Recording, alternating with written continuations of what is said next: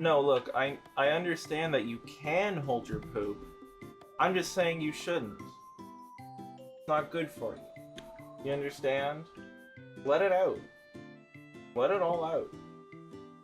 Wherever you are. Go poop, girl. Go piss, girl. Go poop, girl. It's not good for you to keep it in. Hi there. Welcome to the Saturday Show. Imparting important wisdom. How's it all going? It's all going. I do not do well with extended periods of time off. No. I'm so bored all the time. Gotta pick up those hobbies that have taken the side. I have. Well, that's the thing is that I've embroidered a sweatshirt and a t-shirt, I embroidered a Good Omens sweatshirt and a Sandman t-shirt, and I have no other interests at the moment. So I have one more t-shirt, so I either embroider another Good Omens or Sandman t-shirt, or I have to try and think of something else. And I literally sat with this shirt in front of me and went, Happy birthday, Grandma Val. Happy birthday, Grandma Val. I hope you write her a card, or make her something nice. Take her out to dinner or something. Or the home if she sucks. I don't know. That's true. That depends, I guess. There were many days this week where I just like stayed in my apartment all day and did nothing. I was like, this feels bad. Yeah, that's why I like having the, like, at least a project I can do in the house. Yeah. Like the VODs, for example. Yeah, or... see, I've got these longer projects that I can... I finished them. Yeah, right? I was like, I did a lot to that Good Omens sweater. I really felt like I dragged that one out. It was like, yeah, I can put more shit on here. My big thing this week. I've been watching a new television show. And I started watching the television show because it had, guess what? Michael Sheen in it. Oh. Let me show you what he looks like in it. Because you're gonna be like, oh yeah, okay. And it's a show about the people in the like late 50s and early 60s that researched like human sexuality. Oh yeah. It's called Masters of Sex. It's really good. Like I cannot stop watching it. It's, yeah.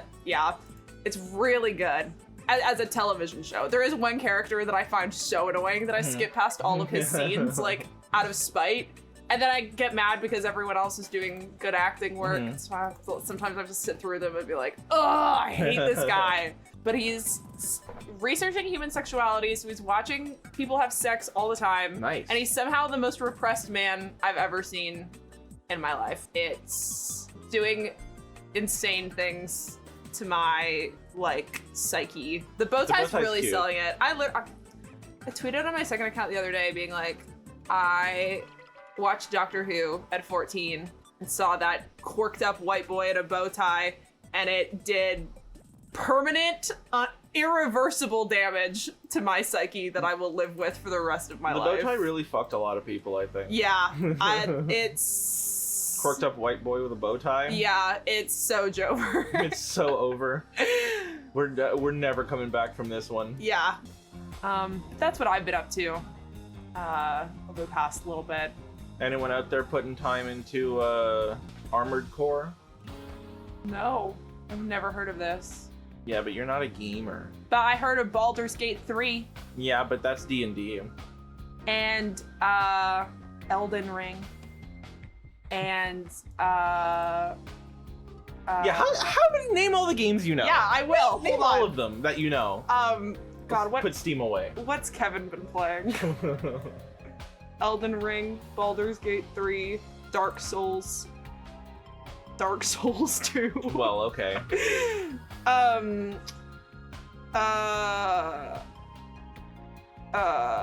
Is Dark Souls the one where they call you like Ash as a slur?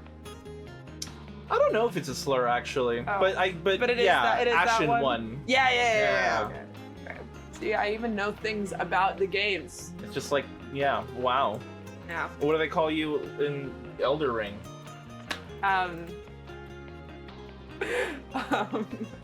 Maidenless. Well, you get called maidenless, but you're not. It's not a no. It's not. What do you get called in Elden Ring? Maidenless. Boom. Answered. Next question. No. I have another Blender project to show off a little.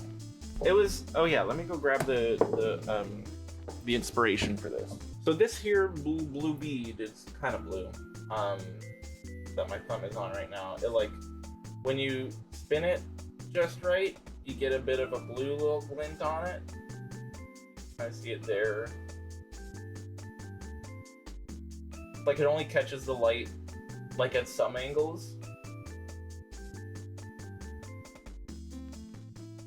There it is. The blue spot on the bottom. I was kind of trying to make that. It kind of worked, but kind of not really, but it's, you know.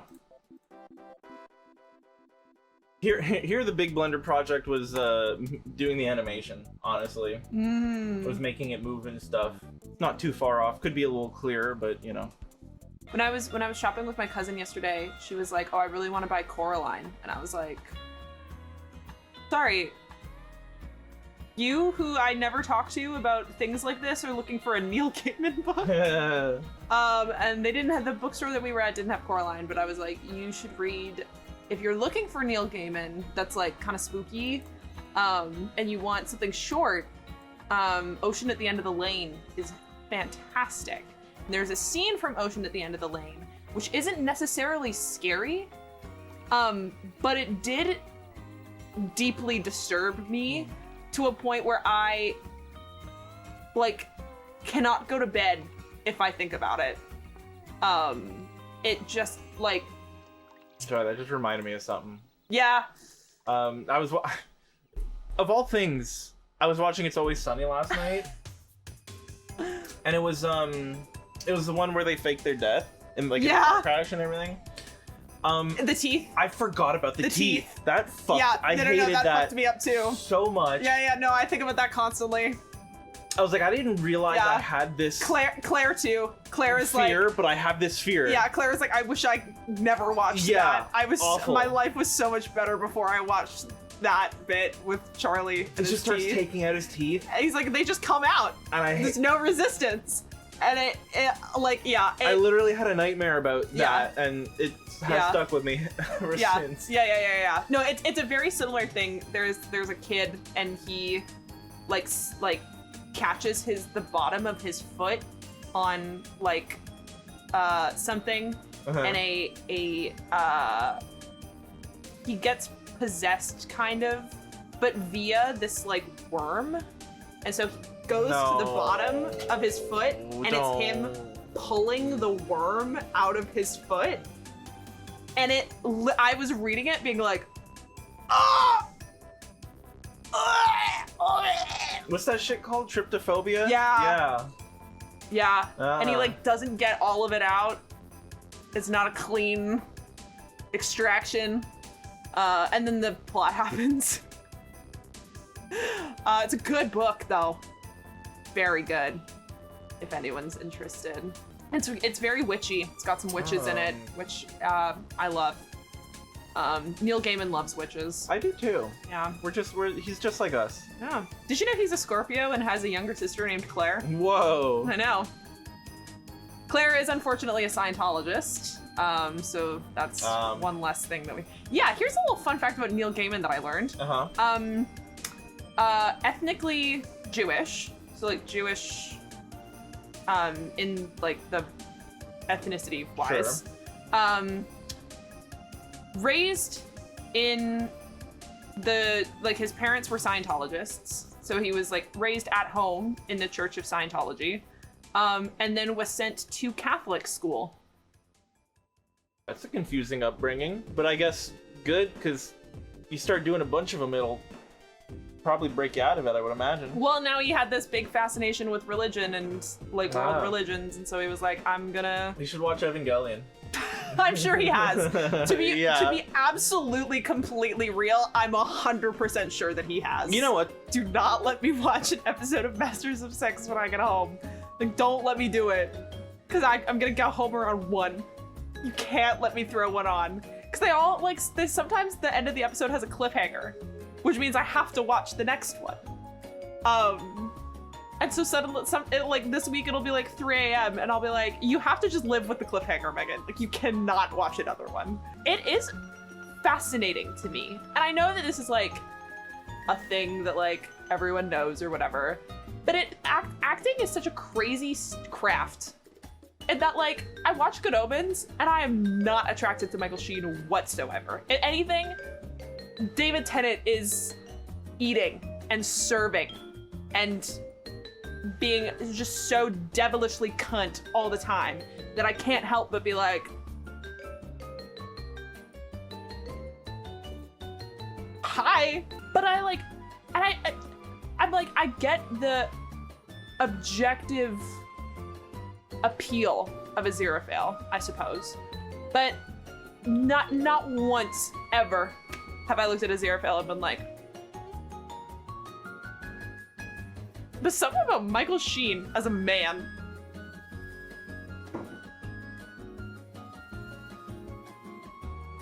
And normally it's the other way around for me. Normally the character is the one where I'm like, and then I see the actor in interviews and I'm like, you're not as interesting. You're not as hot. You were hotter when you were playing make-believe. You know who else is hotter when we play make-believe? That's not true. He's always hot. Sorry for coming in like that, but I realized the coffee was hitting halfway through my pee. And you know, sorry, you can actually carry on. That was just an excuse to get that going. No, that's pretty much. All right. Pretty much over. Is that coffee machine new? I thought you were rocking the French press. It's new from the streets. From the streets. It's an alley find. Oh, but Yeah. it is. It is new. It is new. Well, yeah. It's been there for a couple months now. Oh, a couple months. Okay. Yeah. I'm just not too new. But it's the first. It's the first you drank from it. Yeah. Yeah, and I cleaned it through with vinegar and everything, so it's. Oh yeah, well I mean I would assume so. It's not straight from the. It's from the streets. Yeah. For the streets.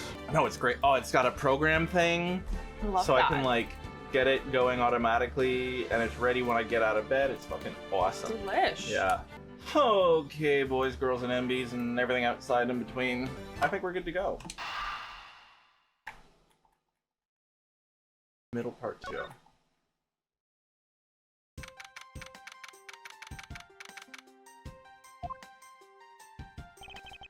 I've left the Damask 2 investigation to Francisca and returned to Babal. I suppose my first order of business should be to look into Babal's statue. Mr. Edgeworth! So, okay, what's the situation? Oh, it's great! Investigating is so much fun! In other words, they've made absolutely no progress. We ain't goofing around, sir. Honest, sir. We've been investigating our hearts out. Very well then. Would you care to give me an update on your investigation? We ain't found shit. We had a really fun time, sir. I knew it. Zero progress. In any case, Detective Gumshoe, Yes, sir. you have permission to enter the Alabastian embassy, is that correct? Yup. As a local As a local detective, I'm helping out with investigations on both sides, sir. Good. In that case, I can leave these pieces of evidence with you.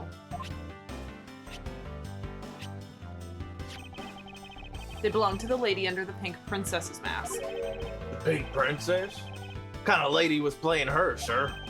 The kind that was also playing the role of the pink badger yesterday.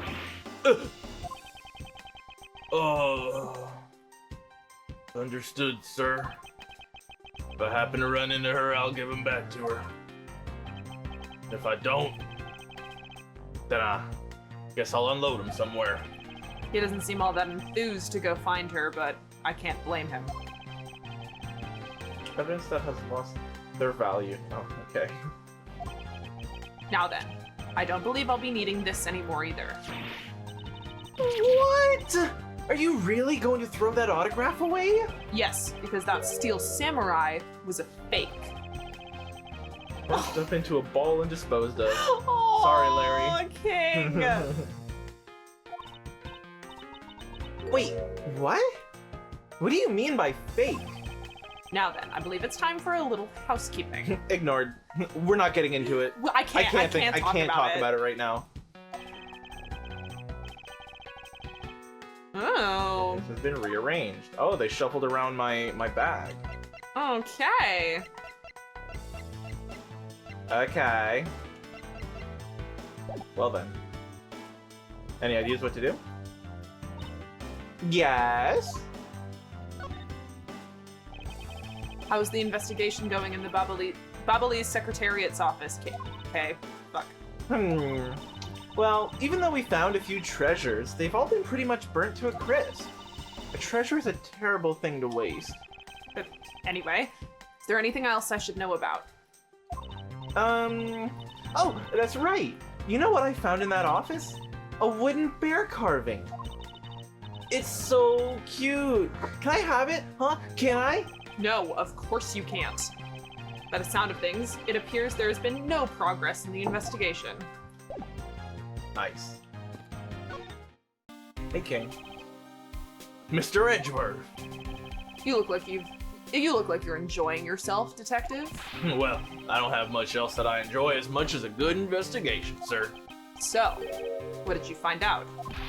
Well... I take it he has found nothing of any particular use, as usual. Oh, wait, update. That changed. What about now? Hey, Mr. Edgeworth, I got something really interesting from Ambassador Beleno. Oh? And what is this something interesting? This, sir. Wow! Ooh, a lantern. Wow, that's so pretty! I'm so jealous. There's a real treasure there. Why does the flame burn green, Detective? It's the potassium, or whatever.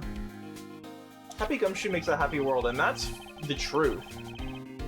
So apparently, if you burn the special witch crystal oil that they only make in Babal, turns this green color, sir.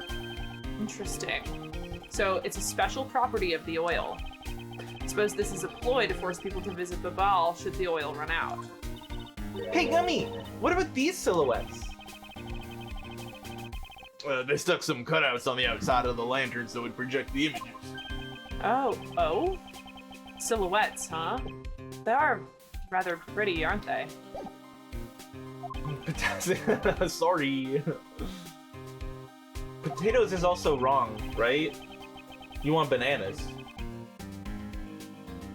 Sure, everything's got potassium, but funny that you went to potatoes. I mean, Is it the potatoes P? and potassium. Yeah. Pote. Yeah. Word association. Yeah. I see it. Wait, what am I doing? I was supposed to be asking for an update on the investigation. Hey, what's wrong, sir? There's something I want you to investigate for me. Do you think you can do that much? Uh-huh. You got it, sir. Hey, that's not fair! Why is Gummy getting to do all the fun stuff? Well, that's because I'm Mr. Edgeworth's partner. You're not. I mean, King, I love you, but you're not. Ladies, no need to fight over little old me. I can't believe you took advantage of the confusion and stole my role as assistant. I expect the two of you to get along and work together like professionals on this. Now, kids, take your little sister along. Let the man dream. Let the man dream. Gumshoe one-sided crush. I'm my sorry, beloved. King. All right. Hey you. So you're back now, are you, Mr. Edgeworth? You must be tired. Here, with these, you can eat whatever you'd like. And these are... Discount tickets for our cafeteria. They open tomorrow at 10 in the morning. I appreciate the concern. However, these coupons do nothing for me right now. This open-air stage, what function does it serve exactly? Well, normally we use it for a variety of events. It's all to attract that extra bit of attention to Babal. I heard that tonight, over in the Alabastian Rose Garden, Ambassador Alba was to give a speech. And you know what? Manny told me that I really should give a speech too. Mr. Cochin told you that? Yes, he did. Which is why I thought I should give a speech of my own. But unfortunately, I wasn't able to. Because of the fire the Yatigarasu started. No, because I got a tummy ache. Yes, because of the fire. Exactly. Have I asked this before? What is the pun for Manny Cochin's name? I can't figure it out. Man, I coach. Man, I coach him. Man, I be coaching him. I coach him. Manny. Man. A name like Manny has got to be a pun, right?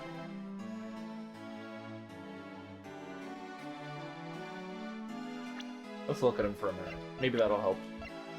God, he looks awful. He looks like shit.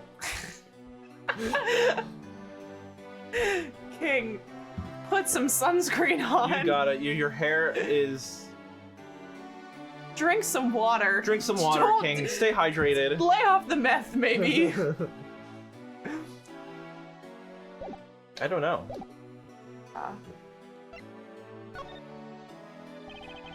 Ambassador Poleno, I'd like to ask you a little more about the Primadou statues. Oh, I see. Well, let me ask you this. Did you know that Alabast and Babal used to be one country called Cadopia?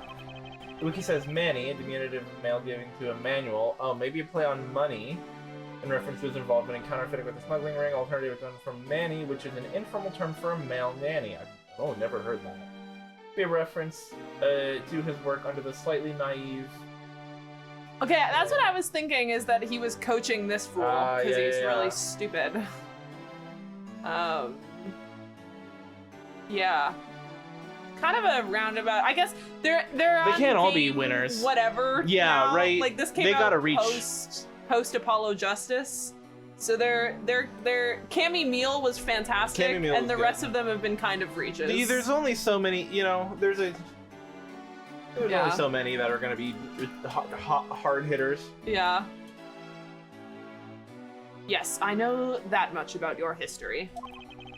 Well, the Primadou statue belonged to the founders of Cadopia. I too miss Cammy Meal. Bring her back. Bring her back. Bring back my first weed smoking girlfriend. My one of 3. Pun names are hard. It's like, yeah. At least that's how the story goes.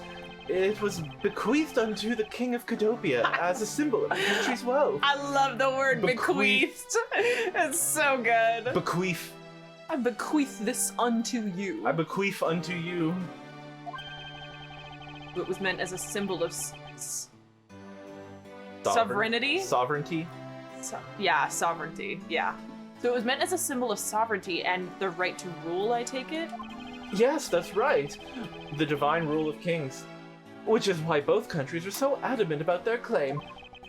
We hold the real statue, therefore we hold the right to rule, is the reasoning. It's pretty petty when you think about it, though, I suppose. But if Alabast and Babal were to re-establish relations... It's not Manny coaching, as in the many things he needs to help with Poleno with, didn't think more about it. That makes sense. Mm-hmm. He needs a lot of coaching. Shouldn't that put an end to the squabbling over the statue? Edgeworth solves the geopolitical Cadopia crisis. That's literally what this case is. The Cadopian crisis, the yeah. Cadopian crisis, yeah. Edgeworth. The gang solves the Cadopia crisis. I have no reason to believe so. The Primadou statue is even more important now as a key to diplomacy. I wonder if Ambassador Poleno knows about what has happened to the very important key to diplomacy. Perhaps I should try showing him this key and see what he has to say about it. Ambassador Poleno, there's just one thing I'd like to ask you about. Yes? Oh, and don't worry, you can ask me more than just one thing. How about 2 or 3? In exchange, I expect you'll be coming to Babal, yes? Thank you, but just the one thing is all I require. Is this guy an ambassador or a sales dude? Literally. What do you make commission? Manny Cochin, I'd like to ask you about this man who is your secretary. He's like a used car salesman. He's selling things. Is he things. flirting? I mean, it is like basically canonical that people see Edgeworth and just lose their minds. That's true. And like refuse to act normal. Edgeworth goes around being like, please, everyone act normal, please, please, please. But it is his, like, He's disarming to the males. It's his like ancient Grecian curse, like Cassandra having prophecy, but no one believing her. Edgeworth is begging everyone to be normal all the time, but he's so hot that no one is. No one can act normal around him for 1 second. And that's like what a burden, what a curse. It's so hard being this hot. Yeah. Shut up, I'll kill you.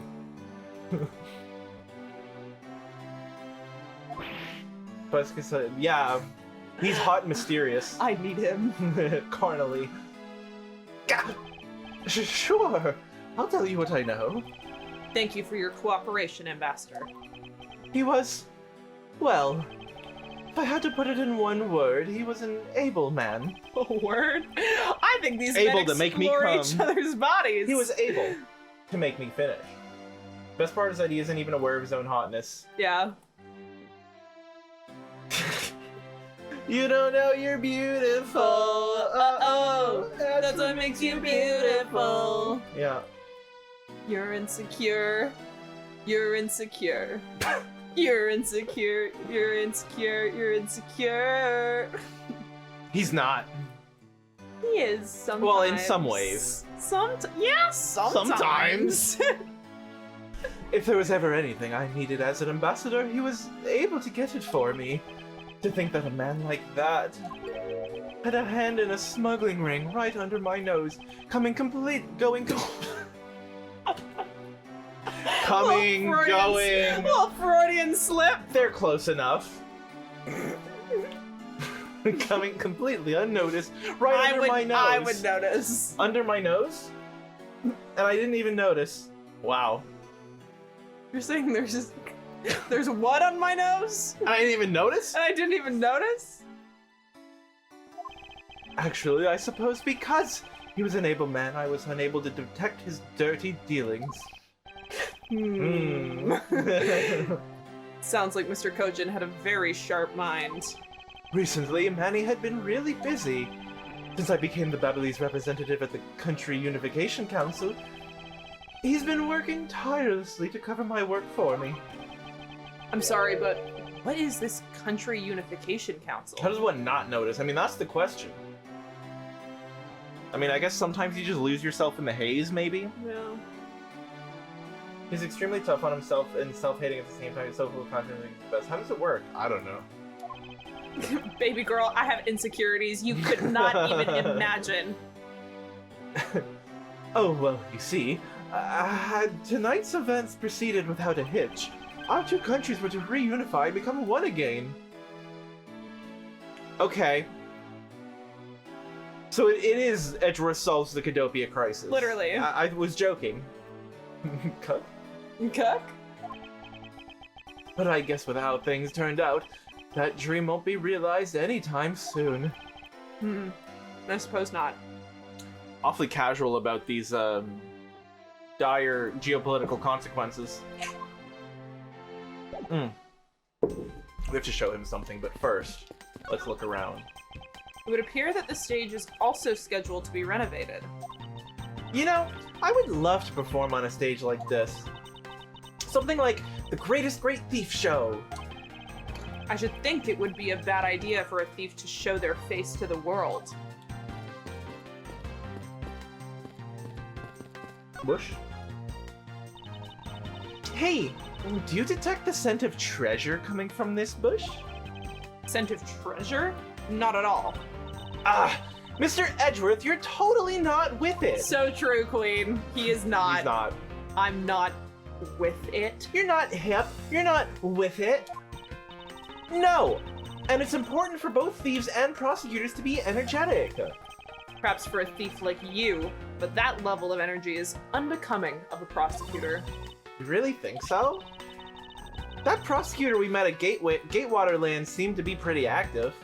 I hate him. Not this twink. Not this twink. I want this that twink obliterated. Not even sexual. Kay and Trucy would be literally best friends with a desire. Yes. Oh my god. I want to see that show. Well, he's not a prosecutor anymore. So, see how everything just naturally balances out? Pretty active at kill.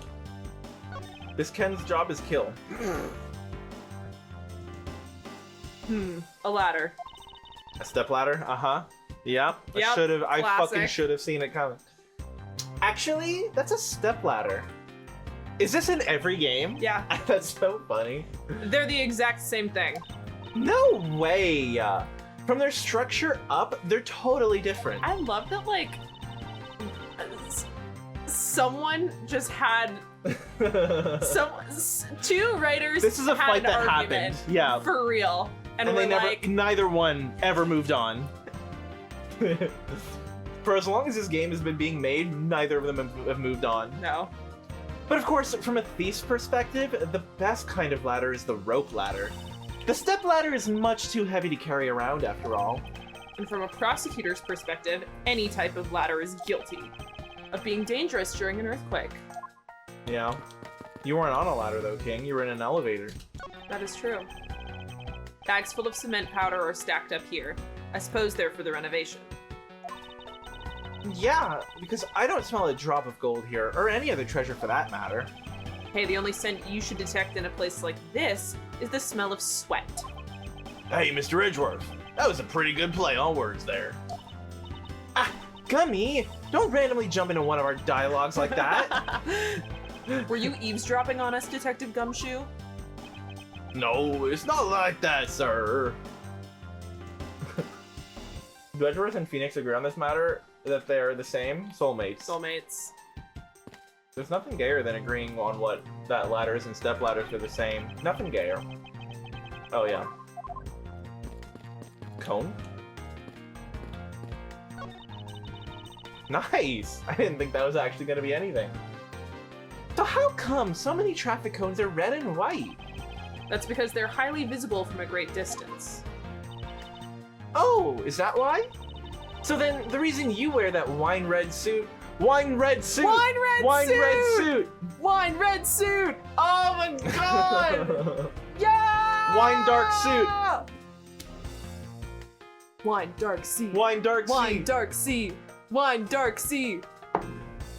Yeah, love it. Yeah. Love that shit.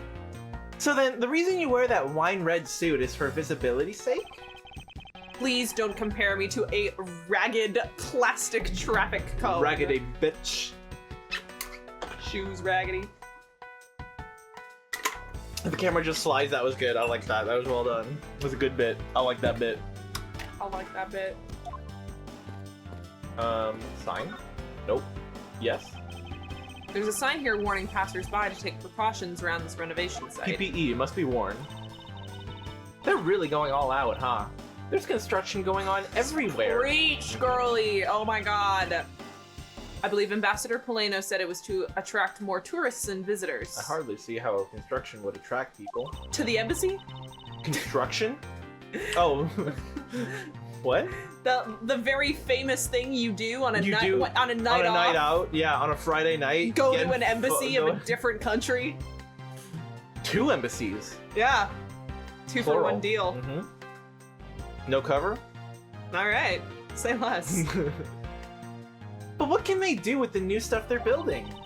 Hey, what do you think they should do, Mr. Edgeworth? How about transforming it into a courthouse? Nerd. Hey, be serious. But I was being serious. Dork. They're having a real time of it cleaning up after the fire. Suppose we should stay out here and investigate the stage some more then. Okay. So you wanted to be shown something. Yeah, the statue.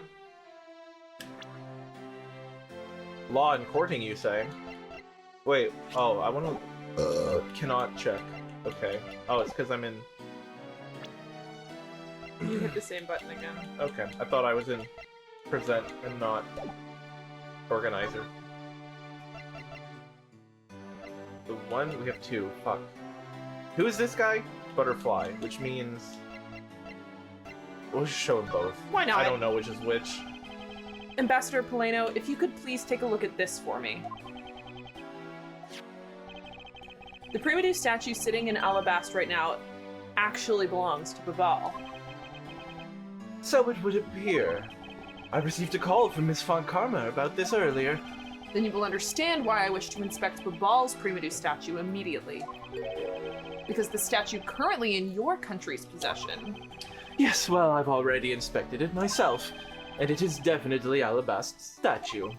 I know because it's the real statue. Then you're saying that Babhalese was a replica. I'm embarrassed to say, but it's true. Even though I knew that someday it would be exposed, I received my orders from the leaders of Babal, and I was to negotiate with Ambassador Alba at this event. I was to negotiate with him and fix the results of the evaluation tonight, to say that we could not determine which statue was the real one. Why are you telling me this? Well, because you already figured it out. Our statue is just a hollow gold shell. Even if Babal were to lose face, the reunification of the country is what's important. I'm right in thinking that, aren't I? I'm not making a mistake, right? You don't know yourself, then I won't pretend to know either. I never thought that by being betrayed by my own secretary, the real symbol of wealth would be given to me. Isn't it simply ironic? Don't you think? Hey, where are you going? Are you heading back to Alabast? Yes, but before I do, I suppose I should give you a summary of what's happened. And me also, please. Oh, I see. Nope. Nope. So there's been a murder in both countries using an object from the other country? That's the gist of it. Babal is just as strict as Alabast. Okay. Please.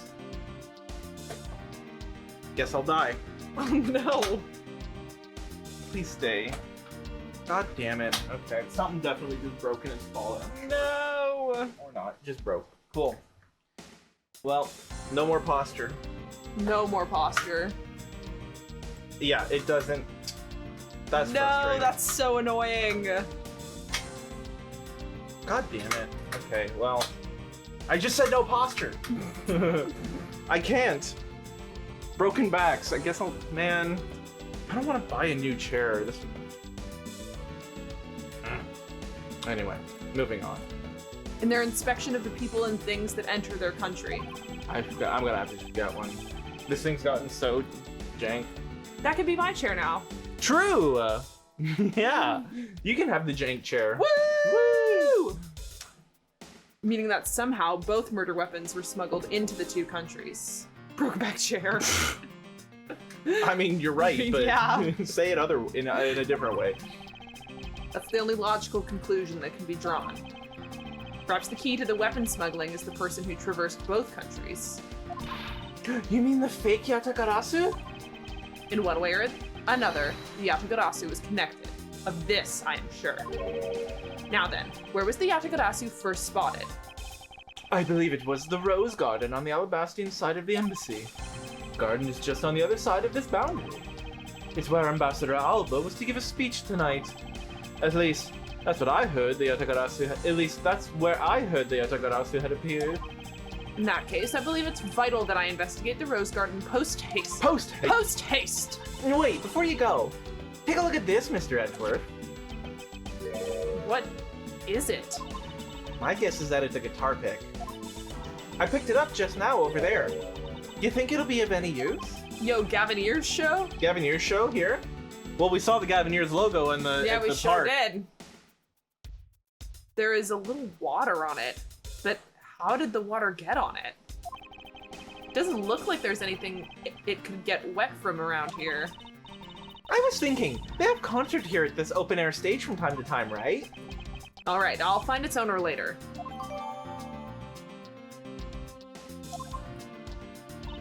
Oh yeah, there's one more thing. Little thief? Little thief? Mr. Edgeworth, would you be willing to hold on to this? Oh. Oh, what is this? Oh, is that the old perfume from... Yeah. Ah! It's misused perfume. It's the bottle that woman left behind that I found 7 years ago. I thought one day it'd be of some use in tracking her down. So I kept it safe all this time. Thank you. I'd be honored to hold on to it for you. Rose scented. Suspicious.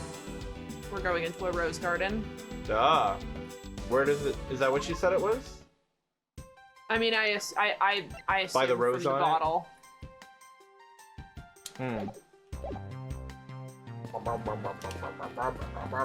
Oh, down. Not in. Okay. Okay. Or in. Where are we? Oh, we have to go to Alabast. We saw the show just beyond these stores, but it's been quite a number of hours. Mr. Edgeworth, have I ever told you that you talk like an old fogey? I was merely reminiscing. Is that such a crime? Yes. Excuse me. I think I'll be returning to the investigation in Alabast now, but... I know. I'll go back to Babal and do some more investigating there. Bye!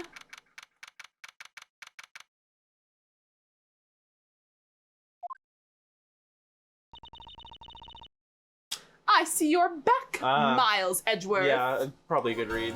Yeah. I hear that fanfare. Yeah. And I go, oh. Ah, my girl. How are things in Babal? She really does have, like, some epic, like, intro fanfare. Mm-hmm. Although I can't really say I expected that much from Scruffy and that girl. The investigation into Manny Kochin's death hasn't really progressed any. However, the investigation into the Yatagarasu has. Ah yes, the Yatagarasu. Even now, I find it hard to believe. Talented, brilliant, incredible, amazing, show-stopping, spectacular. A person who can freely traverse between the two countries at will? Preposterous. Well, that's what I came here to investigate. I heard that this is where the witnesses claim to have seen the Yatagarasu. That's correct. Ambassador Alba was to give a speech tonight here in Alabast. And that's when the Yatagarasu appeared. The shadow of the mysterious thief appeared, and just as suddenly, it vanished. After that, there was the fire at the Babhalese embassy that the Yatagarasu started.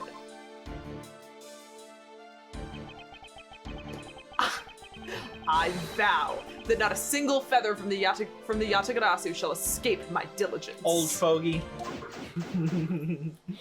Love you, King. Love you, King.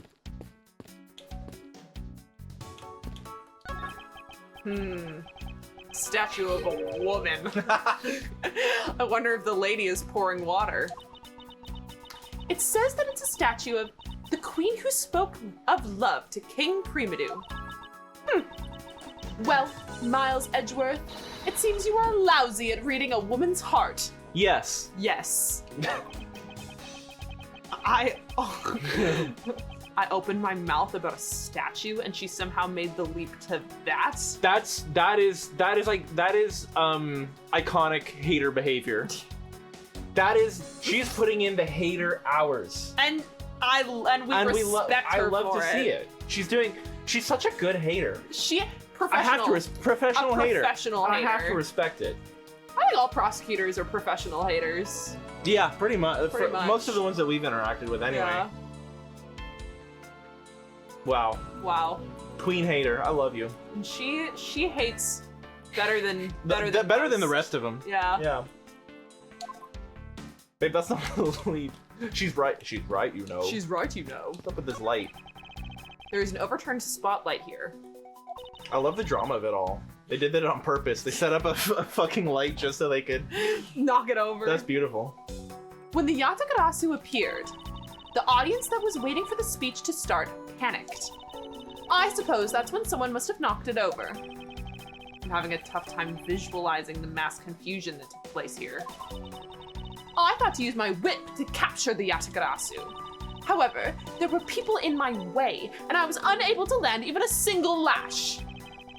I suppose this means that some other poor saps were hit instead. Can you imagine if you're like waiting at a government embassy for an ambassador to start talking, and all of this confusion happens, and suddenly you get whipped? By this like, almost basically teenager? What? Even like they're all lining up. Yeah. And she's probably what, behind them? Because they're in the way? Yeah. And so she's like trying to whip. She's just whipping willy-nilly. Like, you're like standing there watching a government ambassador speak, and all of a sudden like this on your chick just shoulder starts... is like, whoosh. It's like, who even did that? Like, why is that allowed in here?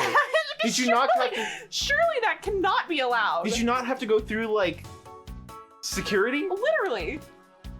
Like you might as well be popping shots in the air. Like, what the hell? Getting whipped by a woman who can't even legally drink yet. What? I didn't mean to do that. But what do we have? Fireplaces. Okay. Is it possible that the Yatagrasu hid in these bushes? Of course not. They're rose bushes. So anyway, I started whipping. You've been spending so much time with Scruffy and that girl. They're rubbing off on you. But it's all right. I'll wake you out of your stupor. Yeah. Now, the next time you feel like sleep talking, remember that I'll whip you for real. All I tried to do was offer up a possibility, and this is what I get? Can't even spitball. Oh, they're roses. I thought they were like gourds. They do kind of look like gourds. I thought, yeah. Squashes. Yeah. Pumpkins. There are roses scattered on the surface of the water, creating a pleasant fragrance. It's not just for aesthetics. This pool water is also used in putting out fires. Like, broadly, generally? How frequently is this happening? I see. Do you? Oh. I don't. Oh. Oh. The pool stopped filling itself automatically. Are The fountain spouts are set to stay open until the pool's water reaches a certain level. Like a toilet. The fountain spouts are awfully Yonic. They are indeed. Hugely. This is just... That's a lot of vaginal imagery. That's a lot of... That's just straight Wow. up a coochie. That's just straight up... Okay, so the pussy pool. So when then we walked in, the pussy pool is here. Pussy pool puts out fires. Pussy pool puts out That's how fires. severely this pussy pool pops. Oh my god. That's a coochie right there. That's just... That's pussy babe. That's inviting. That's pussy babe. What that is. Oh, Lord have mercy. Everyone gets a little flushed looking at it. Edgeworth is like... Yeah, literally it's like, I don't want to see that awful, disgusting shit. Show me dick. Show me dick. Where's the dick pool? Show me dick. I always push the wrong one. I always push the yes first, thinking the ding's gonna be in the yes, but then there's... Anyway. Wow. Yeah, no, that's just... Look, it's even got the clitoral hood and everything. Yeah. Anyway. Just like a toilet. Someone said like a toilet, right? I said, like a toilet. Yeah. Yeah. For Edgeworth, who doesn't even get it because he's so far... He doesn't He's even never know what seen it looks one. like. No. He's never seen one. A vagina? That's what it looks like? That's what it looks like. A leaf? Like a leaf? Like a leaf? Is that what they're No doing in the way. old statues? Or is that what... Are they giving Adam a cooch when they put a leaf over his... Is that what's happening? Edgeworth learns about female anatomy. Yeah. He's not... He's not! I know! I get it! Why he... He's like, I mean, he is touching the wrong part, which is very in character. I hate that you would say that.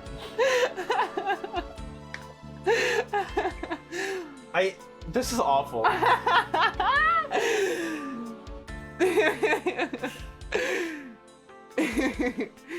If this water is used to put out fires, I suppose it must be refilled to its normal level. Which suggests that this pool was recently used somehow in this embassy. There was fire. Yeah, King. The dots are connecting them. The dots are overlapping. Yeah. There's no need to connect them. This pool is used to put out fires. Huh, that's weird. I Why wonder is if it- it's been used for anything recently. I don't know. Maybe. Bless you. That's how I feel. How about the fire? How about the fire that was there? He's too distracted by the pussy leaves. He's like, this is what it looks like. This is what it looks like? You're not lying to me? This is what it is? Anyway, what's happening? I guess I'll take some notes about it just in case. Vagina leaf. Apparently, anatomically correct. Unsure how to proceed. Not sure what to make of this. Yeah, he's The one person swimming in that swimming in the pussy. He's swimming in that pussy. The only person. You know what? Thematically, the only person swimming in the pussy pool is going to be 100%. Larry, the straight Larry. Swimming in pussy. Well, by default, not because he's good at landing yeah. any, but just because he's the only one that has an interest. Yeah, he's the only one that would want to be. Right. Yeah. Good lord. Yeah, feels right. Feels right. Feels correct. Our token straight friend emerging from the pussy pool. Yeah. It tracks. It tracks. I get it. Yeah. Canonically. Canonically swimming in pussy. Lord have mercy. Here's the thing I'll admit. Nothing that actually happened except for things that I said. When I was like 13. Okay. So...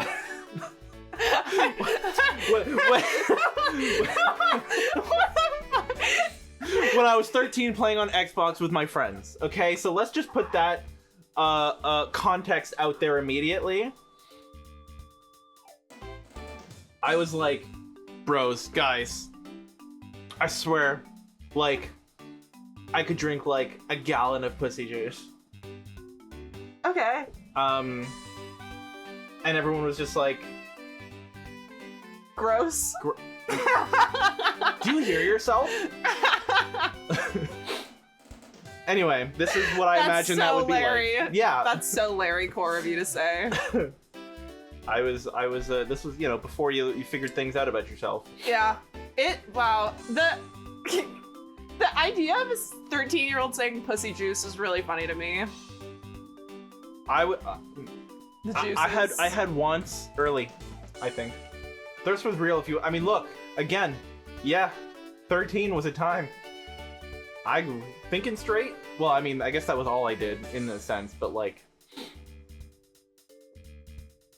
you get overwhelmed by the hormones. You do. And it makes you say shit like that. So. I was way too repressed. Oh, I was way too horny. Yeah. Anyway. No!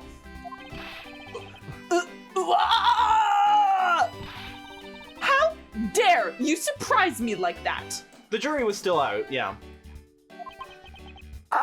I'm sorry. Oh, hey, Edgy. Thanks for what you did back there.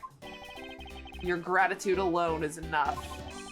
More importantly, Larry, the pool is not for your personal enjoyment. Some may beg to differ. Oh, I know that. Do you really think I'm the type to just jump into a pool and swim around for fun? Yeah, that was a question I think that we posed last week. Does Larry really have those titties, or is it costumed titties? I think it's costume. It's definitely padding. I think he's just skinny. I don't think he's buff. I don't think he's buff either. He doesn't have that runner's physique. No. he's just a skinny guy failing upwards through life. Yeah. A lanky lad. A lanky lad failing upwards. Yeah. Yeah. True. Okay. Asked and answered. All right then. Did you, by chance, fall into the pool? Did you fall into the pussy leaf? Fall into. Nice guess, but no dice. Your fake son, right? Your TV movie son? So you know my son, right, Edgy? Your son? Oh, I guess I kind of lost sight of him when I shook hands with the ambassador. The skinny goofy duck that somehow so many women are attracted to. Yeah. And I'm pretty sure he was around here when I last saw him! You imbecile! How can you be so flippant at a time like this? What are you going to do if your son fell into the pool? And how old is this child of yours anyway? Huh? Oh, how old is he again? Larry, this is the first I've heard of a son. Who exactly is the mother? This is the craziest dialogue, like, ever. Francisco, what if he drowned? Edgeworth, who's the mother? Who you been fucking? Who you fucking? Because I know... Because I know no one's fucking you, so who are you fucking? The mother? Oh, that chick. The Pink Princess. The Pink Princess? Miss Von Karma.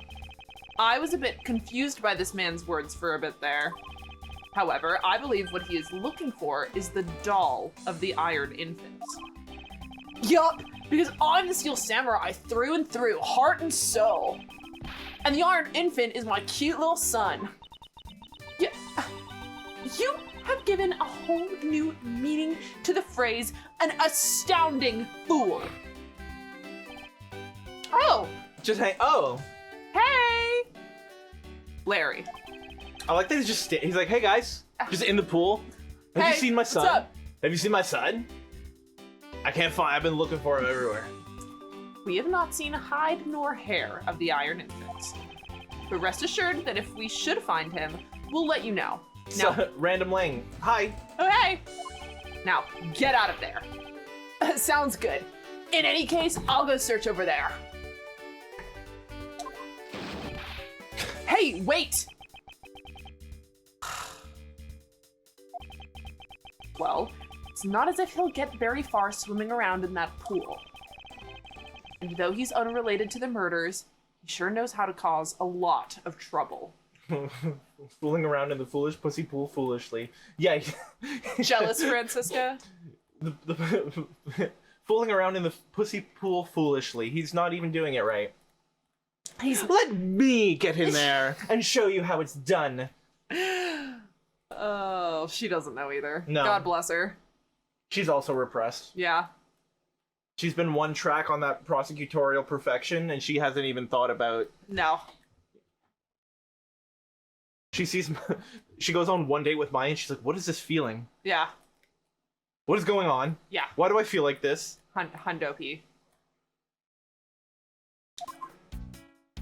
Pussy portal. That's just pussy, babes. That's pussy, babe. That's just the power of pussy. It really teleports you. It takes you to new worlds. This is cool. I like this one. This statue bears a resemblance to the Primadou statue.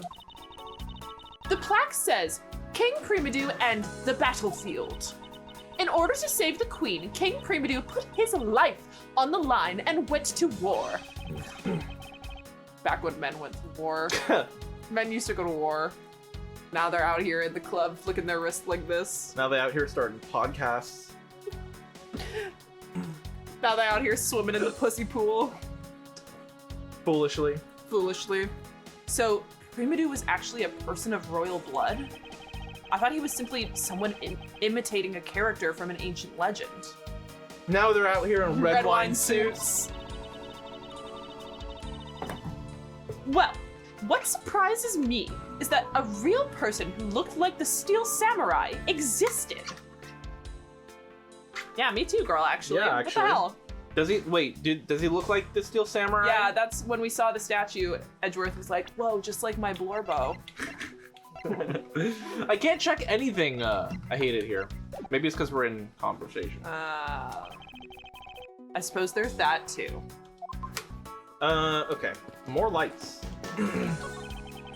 There's an overturned spotlight here. The attic, I think this is the same dialogue. Yes. Yeah. And the bush is probably the same as well. Probably. Stool. Suppose Ambassador Alba sat in this chair. Ambassador Alba is very elderly. Old. Old! The chair was prepared for him should he have gotten tired during his speech. In that case, why didn't he plan to make his speech sitting down in the first place? The ambassador is also quite prideful. That's why. He sounds like my old principal from grade school who'd speak at assemblies. You remember Assembly? Okay. I love, yeah. You know Assembly? I You know do. Assembly? I know her. Ooh. So this is where Ambassador Alba was to give his speech. The stage was set up nicely. However, where was the audience supposed to sit? In the pussy pool. In the pussy pool. Perhaps they were supposed to sit around the edge of the pool? That's such poor planning. there was no place other than a spot or two by the pool. They really should have made seating arrangements, like how the gallery is set up in court. I feel like they're doing like STEM kid shit a little bit when they say shit like that. Like, oh, it should be like court. It should be like my lab or whatever. Yeah. Indeed. You would sense that consideration for the viewers was taken with those. So, in the end, the speaker and his audience were to stand the whole time, huh? Yes, although I suspect the audience would have liked to sit down after a while. Yeah, no shit. I should assume. King. Where is Larry? He's in the pool. Deep down? Yeah. Just hanging out at the bottom? He's swimming in it. Hey Lang. Yeah. Have you finished checking out all the bystanders? Yes, sir! And we found 14 counts of pickpocketing, 16 counts of illegal parking, and 1 person ran a light, sir! Don't tell me you didn't find out anything related to the case. Sir, not a single thing, sir! Well, for now, let's just get those other lawbreakers down to the precinct. Agent Lang, Well, if it isn't Mr. Prosecutor. I would just like to thank you for your assistance earlier. Make no mistake. Not like I was trying to help you with what I did. After I left, did you receive word from Ambassador Alba? A little Lang Tsundere moment. It's But, like, I was it's not like trying I was to trying to help help you or anything. Baka.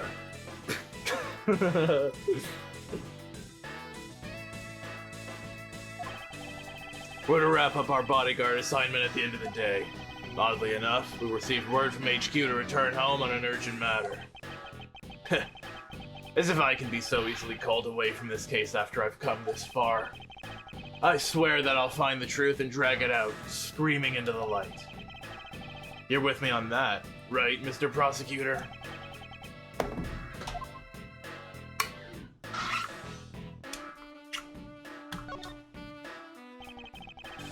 You were working as Ambassador Alba's bodyguard at the time. So naturally, you witnessed when the Yatagarasu appeared, correct? Yeah, I saw the thief all right, with my own 2 eyes. The Yatagarasu was always there, lurking in the shadows. But when the spotlights were turned on for Ambassador Alba's speech, a shadow appeared. That's when cries of, "It's the Yatagarasu" rang out. The next second, the spotlight went out. By the time we got the area lit again, the deaf thief had vanished. When we investigated afterwards, we found that the reason the lights went out was because someone had unplugged the extension plug for all the outdoor electronics. Whether it was someone doing it on purpose, or simply a guest who had tripped over it, we don't know. But one thing's for certain, the Yatagarasu was here. So you're saying that, basically, all you saw was the thief's silhouette? Bork. Bark. Yes. Hey girl. If all you saw was a shadow, then it's entirely possible that the shadow belonged to someone else. Ha! Good thinking, sis. You might just be right. If it weren't for the fact that there was no one else with that same shape. Not among the staff or the audience members. My men have already done a thorough check of everyone, so I know I'm right. Someone else's shadow. That sounds like a plausible hypothesis. Sudden appearing and disappearing of the shadow of the Yatagarasu. I believe I figured out its true origin. How much you want to bet it was just like a piece of like construction paper taped over the light? Someone doing like a hand puppet or some shit. I expected no less from my subordinate. Now, let's hear what you know on the subject. I don't know. What really cast the shadow of the Yatagarasu? Do Oh. you think it was the statues?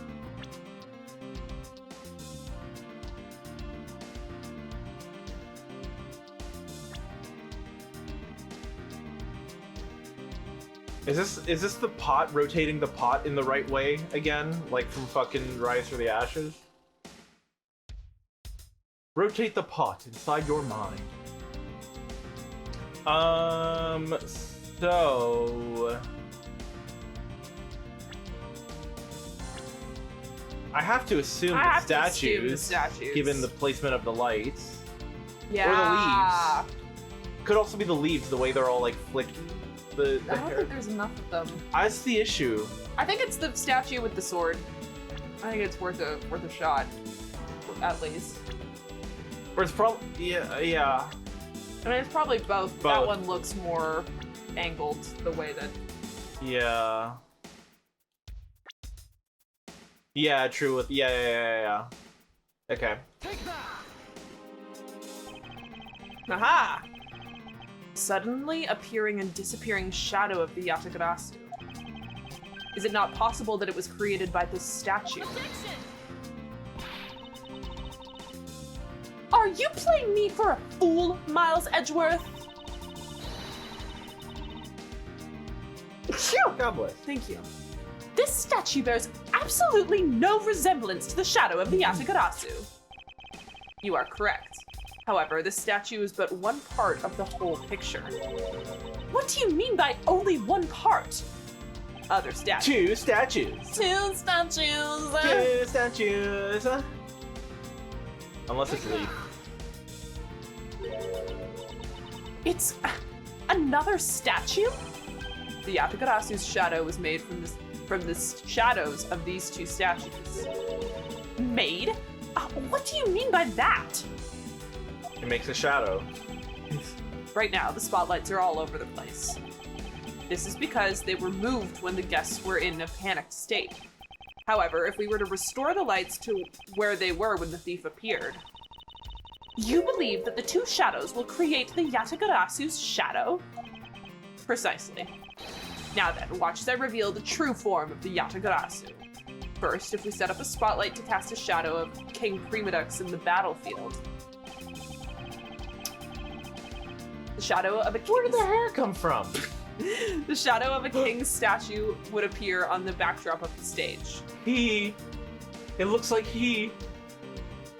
Who? He. Him. The only him. Oh, That we he, yeah, him, he. It does. Who?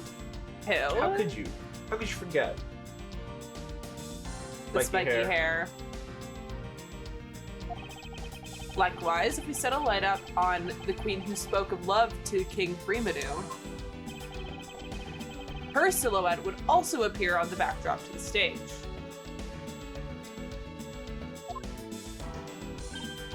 Aha! So, if we were to combine the two shadows, it looks nothing like the Yatagarasu's shadow. Miles Edgeworth, how do you explain this grotesque shape? Calm down, Francisca. The way the light needs to be shone on the queen's statue is wrong. What do you mean by that? The angles, queen. The angles, queen.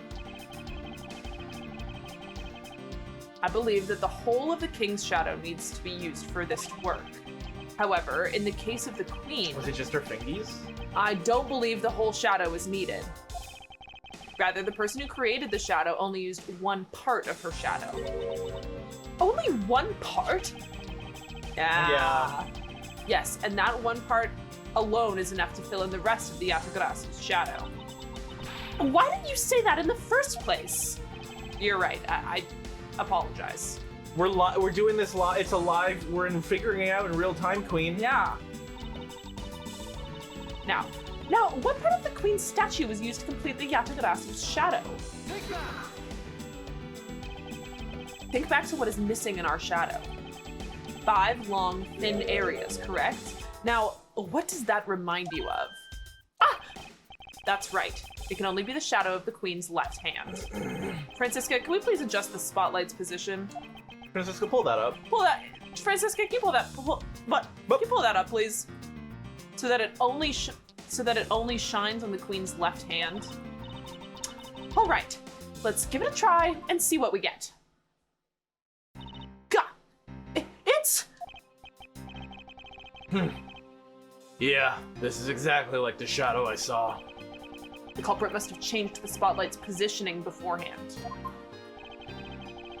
And then pulled the plug after people saw what the culprit wanted them to see. In their panic, the guests must have moved the spotlights around, which we can assume was also a part of the culprit's plan. By the time the lights came back on, the Yatagarasu's shadow had vanished. Which means that the shadow was a construct from the very beginning. So you see, the Yatagarasu never did visit Alabast tonight. The only country that the thief visited was Babal, although it can be assumed that the Yatagarasu had an accomplice in Alabast. An accomplice? But who? I haven't figured that out yet, but I assume it was the person who set up the shadow show. I sense that the biggest clue yet to solving this case is the existence of this accomplice. Bang, bang, bang, bang.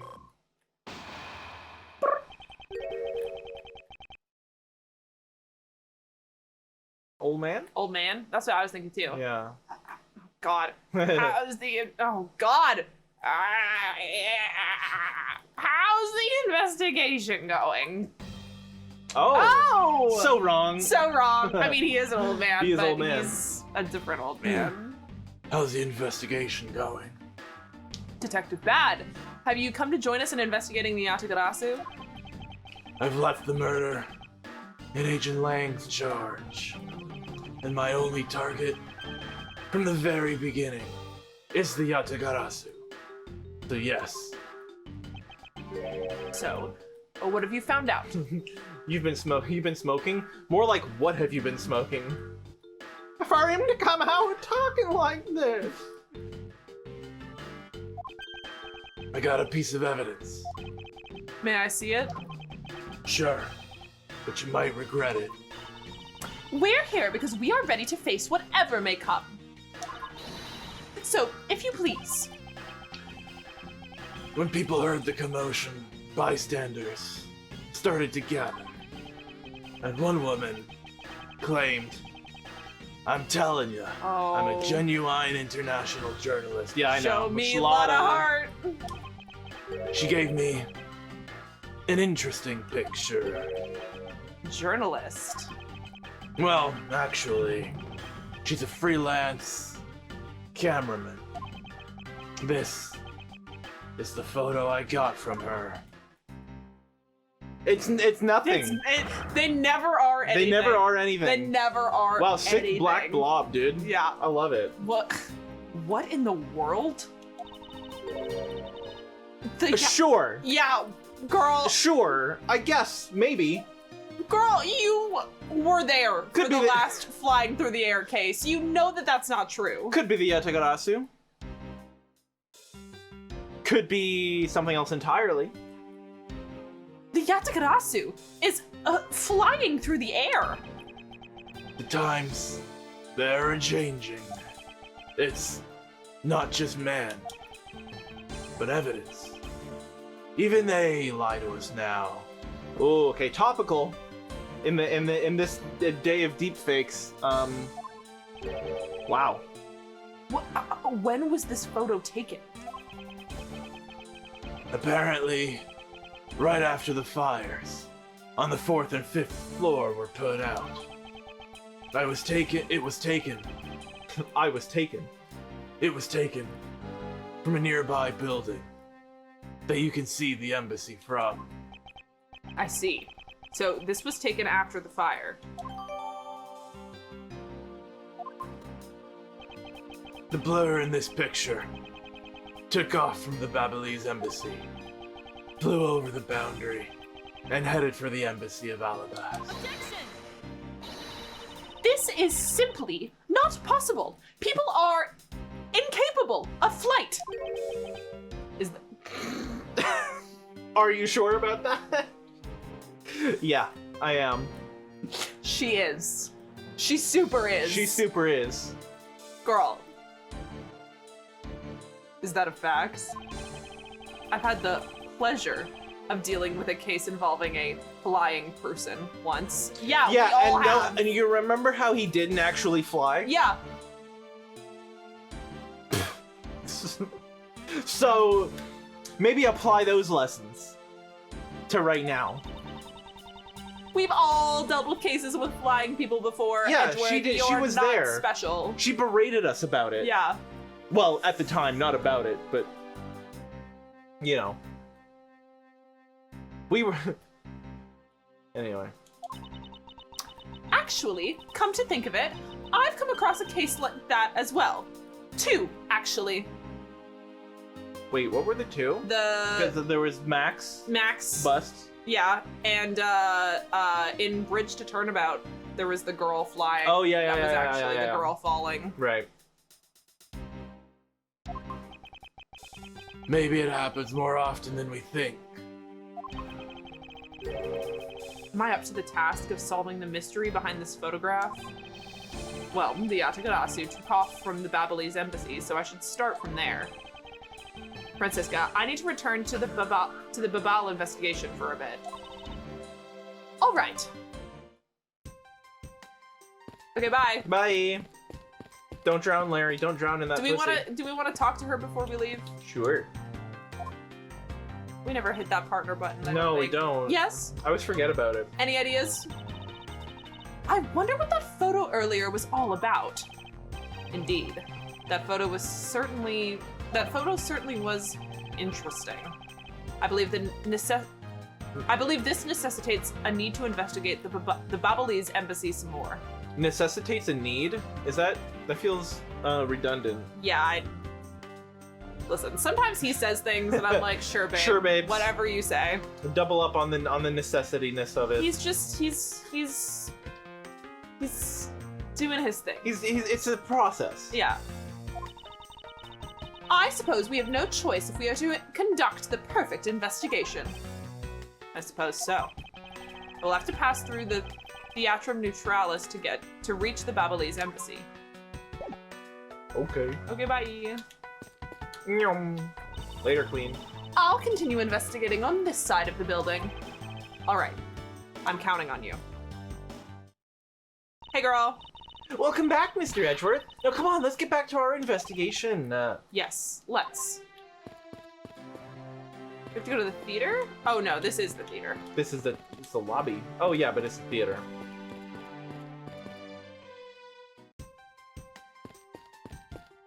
In.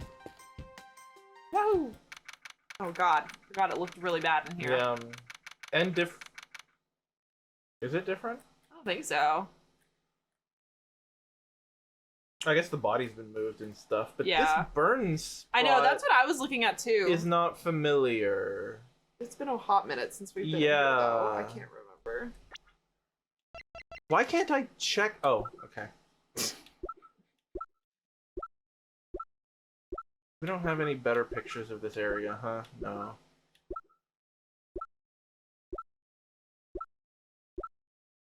Can we check his body? The guy's body? Yeah. Yeah, it's not really enough. No. We can check the lantern now, though, I believe. Nah, there was no check on Oh. it. It's just not a checkable. Yeah, bitch. Yeah, it's not a checkable bitch. Annoying. This was, though. Yeah. It's so nothing. It's so nothing. It's so nothing. You think Bad has rolled up an investigation with Bad Boys? What you gonna do with it? No, he's too stoic for that. Definitely, he's rolled up, and every police officer that like trails behind him has said it under their breath for sure. Oh yeah. Oh yeah. The stooges behind are like Bad boys, bad boys. Because they're his boys. Right. They are the bad boys. Yeah. He's the stoic. Yeah. You know. Oh. Back.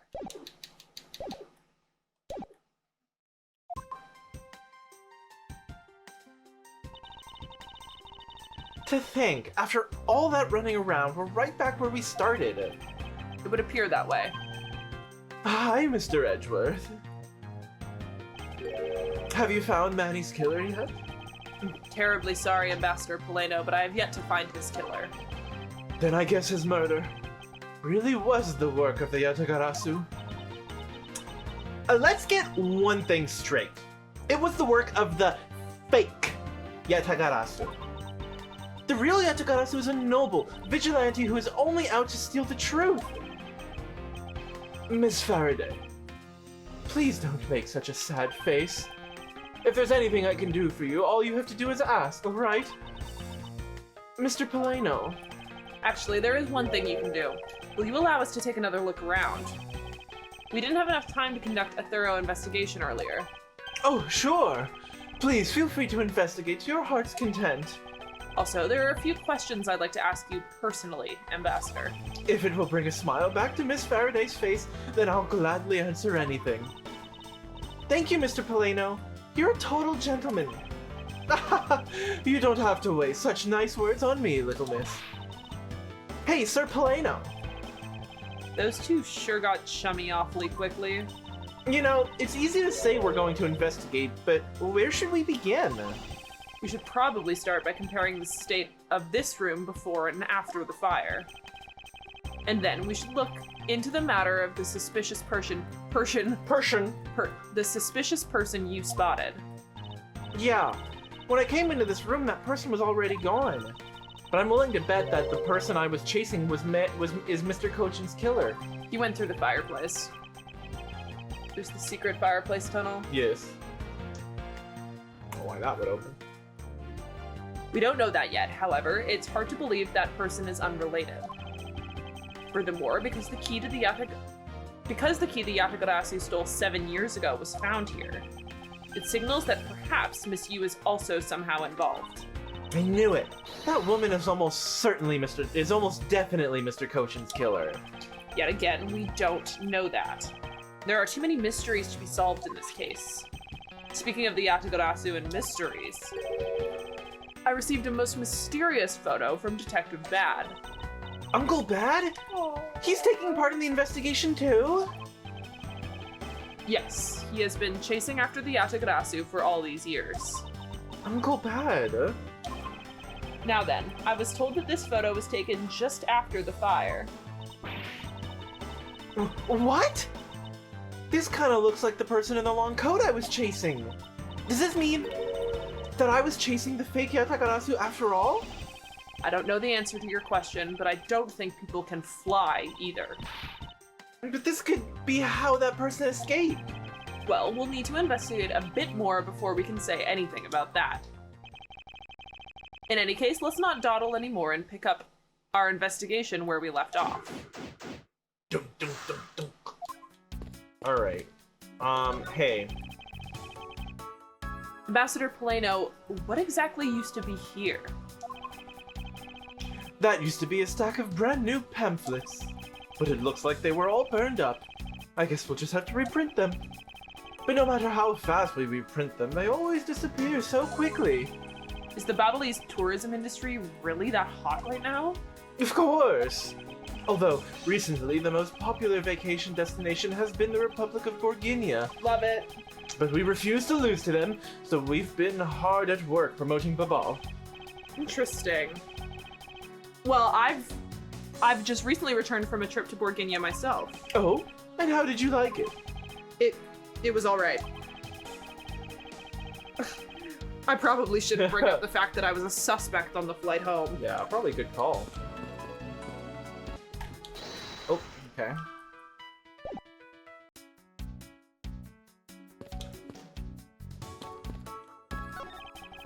This safe wasn't opened at the time of the fire. You could tell because the inside wasn't burnt, right?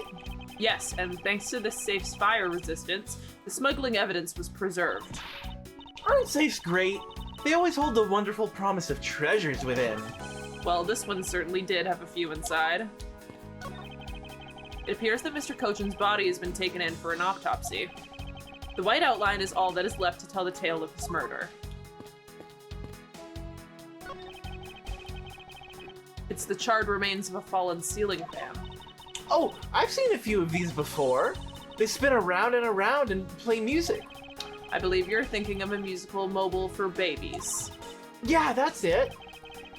But they're nothing alike. They're totally alike. They spin those babies right round like a record. Like a record baby, right round, right round. I see. I guess I can see how you might think that. Funny. We still don't know where the blade of the Babhalese knife went. Could it be that the killer walked away with it? It looks like all of the souvenirs suffered some damage from the fire. I just don't believe it. Murder on top of arson? What a disgrace to the name of the Yatagarasu. The fake Yatagarasu is guilty of much more than just theft, it seems. I know, because if it were me, my first priority would have been to loot this bookshelf. You would steal ordinary souvenirs that you could buy virtually anywhere? You can't buy them anywhere. Each one is specific to a location and has its own value. And items that have memories attached to them are the most valuable of all. It's the one thing you can't replace. But could you really rob someone of their valuable memories just like that? No! Because even if I take the souvenir, I can't take the owner's memories. Oh, that was the knife, yeah. So this is the real Pregame statue. This is really valuable, right? That's what they say. Okay, you're not seriously considering the theft of the statue, are you? No way, Mr. Edgeworth. I wasn't thinking about anything like that. I was just calculating in my head how much the statue is worth. Sounds mighty suspicious to me.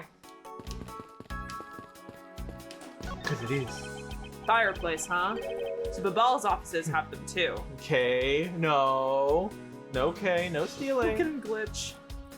Yeah, I know, huh?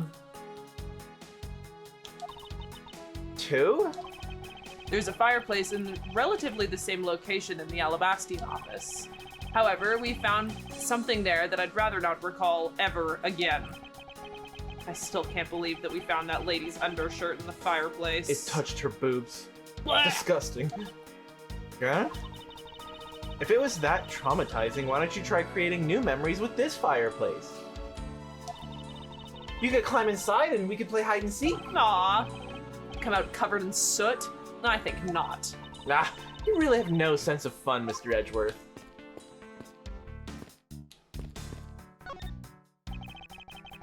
It appears that this area was heavily damaged by the fire. Yeah. I guess we should hurry up and get started examining everything.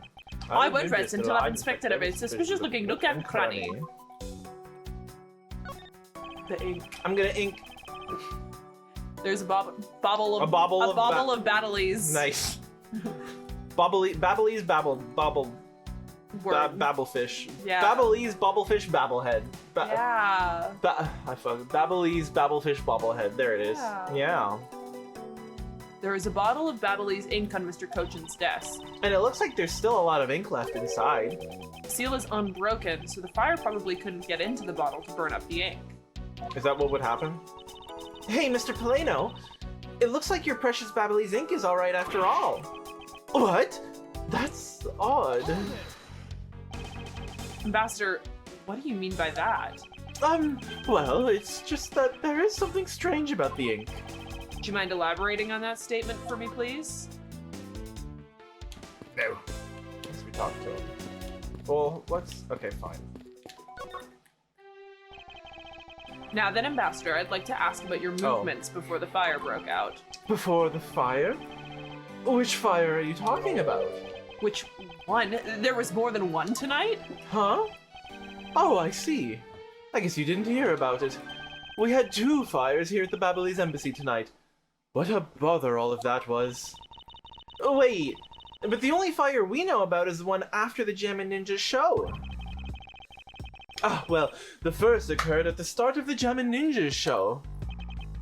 Luckily, only the 4th and 5th floors of our embassy caught on fire. Oh my god, that's so much! Not wanting to cause a panic among the theatergoers, we decided to keep it internal. Then, the fire after the Gem and Ninja show was the second one of the night. Exactly. So the fire I witnessed was the second one. Come to think of it, didn't Detective Bad make a reference to the first fire? When was this photo taken? Apparently right after the fires on the 4th and 5th floor were put out. Oh yeah, I missed Yeah. that.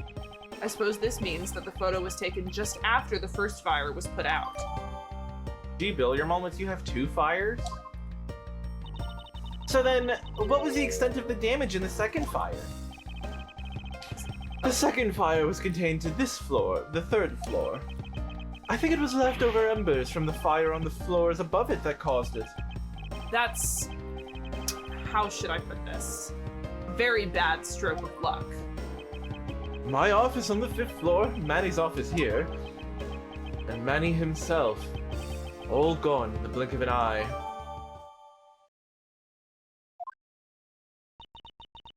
I feel so sorry for you, Mr. Paleno. Oops, look at me going on and on. And now then, what was it you wanted to ask again? We were discussing what your actions and whereabouts for today were. And if you happen to know what Mr. Cochin's actions and whereabouts were as well. Yes, very well. Let's see. I've been quite busy all day, from morning until now. First I woke up, then I brushed my teeth. After that I had a roll for breakfast. Fascinating. How about if you just skip to the relevant parts for me? Really, fires can start up again easily if not controlled after it goes out. Oh yeah, don't take much. Oh, you'd like a condensed version? Alright, I can do that for you. Ink. I wonder if you might tell me what you noticed about Mr. Cochin's bottle of ink. I just thought of it right now, but during the second fire, Manny was worried about his office, so he came rushing back to it. I called out to him, and when I received no reply, I used my spare key to open the door. But when I did, I was greeted by roaring green flames. The flames were so big that I wasn't able to see into the room at all. Fire was green? What was the cause? Well, wit crystal oil burns green as it's lit, as you can see by this lantern. And Babhalese ink is made from the same oil, which means it would also burn green. You know, I too had thought it was Manny's ink that had caught on fire. So that's why I was surprised to find out there was still a bottle of ink left on his desk. A case of the perplexing green flames. Talk about a mystery. What exactly was it that caught on fire in here? So what did Mr. Cochin and you do this morning? Well, originally we were supposed to meet and shake hands with the Gaiman ninja, but Manny and I wanted to turn it into a photo op, so we were here tidying up his office. You helped clean Mr. Cochin's office? Why were you not cleaning your own? Oh, I think I forgot to mention this, but my office is currently undergoing renovations. Which is why both the primitive statue and the Babhalese knife are down here. I see. Oh, but the tidying didn't take much, really. We just burned some files we no longer needed, and expired coupons in the fireplace. I bet cleaning up the fireplace must have been a real pain, though, huh? About that. I kind of forgot to clean the ashes out. I guess I'm up a creek without Manny here to get angry at me. An ambassador like yourself has been on the receiving end of a secretary's anger? Oh, he was very good at being very mad. Why, even just this morning he got mad at me. I spilled some Babhalese ink onto the back wall when I was burning the files, you see. And he got mad at me, saying I should treat the ink with more respect. Apparently. Orders go up the chain of command around here. That's about it for what we did this morning. Just some cleaning. Don't tell me you had no other work to do, being an ambassador and all. Now then, if you could tell me what you and Mr. Cochin did this afternoon. Well, Manny and I went down together to the Theatrum Naturalis. We had to be there for the start of the Steel Samurai stage show. After the show started, I went back to my office on the 5th floor alone. So they were together until the start of the Steel Samurai show. A little while later, after I had straightened myself up a bit, I returned to the theater, because I was to take part in the photo op on stage at the end of the show. There was a commemorative photo op at the end. It was a fantastic photo. It was a fantastic photo of the three of us, Ambassador Alba, the Steel Samurai, and myself. After the photo shoot, I went back to my office on the 5th floor to prepare for my handshake photo op with the Gaiman ninja. He seems to be rather overworked for an ambassador. When I got to my office, that's when the first fire broke out and I escaped down the stairs. My office was completely destroyed, but thankfully no one was hurt. I admit I ran away from the first fire as fast as my legs could carry me. But during the second one, I pitched in and helped the embassy staff put it out. So you didn't see Mr. Cochin again after the start of the Steel Samurai show? Yes, that's right. The next time I saw him, he was lying there, in an eternal sleep. I see. Ambassador Poleno, I thank you very much for your help. I'm sorry I couldn't be of more assistance, Mr. Edgeworth. If there's anything else, please don't hesitate to ask, alright? Oh. Check out the fireplace again? Yeah. Fireplace, huh? Oh, this is, I guess, the Yeah. same. No soot. Is there more here? Yeah, for sure. So I guess MB phones. So I guess embassy phones are just like normal phones, huh? Well, what did you imagine them to look like? I thought that Babals would look like a flower and the receiver would be a butterfly. That way it'd look like the butterfly receiver was sucking nectar from the flower base. If any country had a flower phone, it would be Alabast, don't you think? Oh, then maybe the phone I envisioned would have been from when they were Cadopia? There's really no point in asking me about something that never existed in the first place. You know what you lack, Mr. Edgeworth? Curiosity and imagination. Get his ass, sister. There's only one book left standing here, Treasures of the World. Wait, what? Let me see that. Huh? I see. Ah! The most important part was blackened by the fire! Why, cruel fate, why? Looks like the map of where the treasures are located has been burnt. Yeah. It looks like a bunch of flyers with coupons attached to them. The ball sure gives away a lot of different coupons. Maybe I should create one of my own. I could call it Great Thief Coupon. And what kind of discount would that net you? The 5-finger kind, what else? And I'd steal an extra thing or two for the bearer. Things such as... Such as the truth! What else would I steal? Parts. what I wouldn't give to have a mountain of your coupons right about now. See, you promote thievery. Manny Cochin. His name is written here on this nameplate. Why would you put a nameplate with your name on it in your own office? I suppose it's to inform people in case they walked into the wrong room by mistake. Do you think maybe it's also there to remind you of your own name if you forget? Well, either way, it's never a bad thing to set a nameplate on one's desk. It looks like a bunch of flyers with coupons attached. Yeah. Same. Surprised the book isn't more. That looks like a very comfortable chair. Well, it doesn't look all that broken, so why don't you try sitting in it? No, I'd better not. It's very important that we preserve the crime scene at all times. Wait, but you're always touching all sorts of things at crime scenes. That's because I am a prosecutor, and it's part of my job to examine things. And my job is to be a great thief. Which is exactly why you are not allowed to touch anything. Oh, there's the drawer sticking out. It would appear that this desk also fell victim to the fire.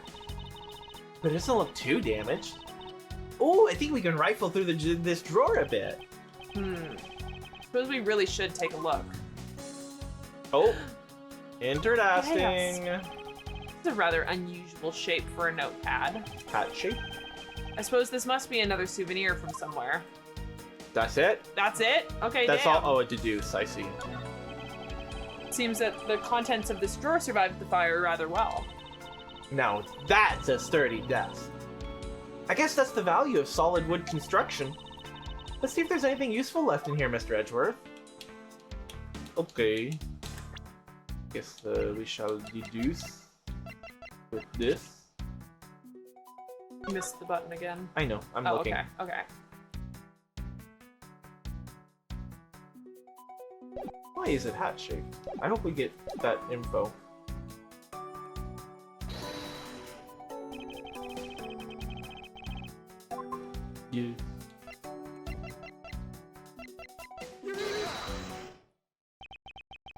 shape of this notepad matches the shape of the note we found. Hey, you're right. What is it? It looks like something straight out of Monument Valley. Ah, yes, that notepad is a souvenir from somewhere in your country. We've been collecting them for the purpose of studying them, you see. Pizza Hat notepad? Pizza Hut. Pizza Hut. Yes, I do. You seem to be quite passionate about it. Oh, would you like to see my souvenir collection? I'd love to show it to you. You sure they haven't been burnt to a crisp by the fires? Ambassador Poleno, I wonder if you might recognize the handwriting on this note. This looks like Manny's handwriting. I see. In that case, Ooh, did you figure something out? this note was found in Alabast. Specifically, it was found being firmly grasped by the murdered Damask II. Damask too? Then this note... Yes, it was a request from Mr. Cochin to Damask II to steal the Primadou statue. What? Manny tried to steal Alabast's Primadou statue? We would know for sure if we could run a handwriting analysis. Ambassador, do you have any documents that were handwritten by Mr. Cochin? Yes, I can gather a few things and give them to you. I'll have to ask Detective Gumshoe later to run the analysis. I can't believe that Manny would even think of doing something like this. Now, we know my brain's no good, but did he not just admit, like, an hour ago that he was trying to do some, like, sleight of hand stuff with the statue? Something about his was fake, and so... I don't know that it was sleight of hand necessarily, but it was like, yeah, we were trying to make it so that no one knew that our statue was fake. Right. Also, Manny's the head of a smuggling ring. Like, I don't know why we keep being surprised that Manny was a piece of shit. Yeah. Do you have any idea as to why he would have requested the theft of the statue? There is one possibility, but mind you, it's just my personal speculation. Anything you could tell me would be of great help, Ambassador. Back to him. Back to him, but wait. Window. You can see the Alabastian embassy through this window. So where were you when... So where were you when you were investigating over there, Mr. Edgeworth? Where were you when 9/11 happened? You can see it from here. I was there on the 5th floor. That's where Damask II was killed. What? You don't mean the Mask Transparent Star Damask 2? Oh, poor guy. As a fellow second-generation thief, I can't just turn a blind eye to this. Even though Damask II was merely an imposter of the original. Yeah, anything you can tell me would be helpful. Hang on, let me walk over. There were some dudes on the bus yesterday, like, they were on opposite sides of the aisle, like, talking to each other in full conversation, but from, like, yelling at each other from across the thing instead of being next to each other to talk like a normal person. Really baffled me.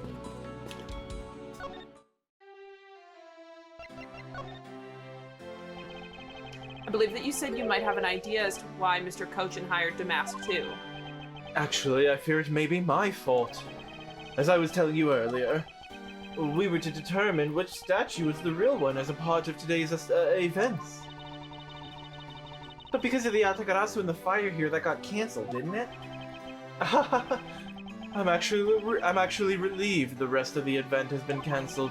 For you see, Babhalese statue, well, it's just a replica. And did Mr. Cochin know about that? And, okay. Sorry. Did he know? Did he know? Of course he knew. That's why he was the only person I could consult with.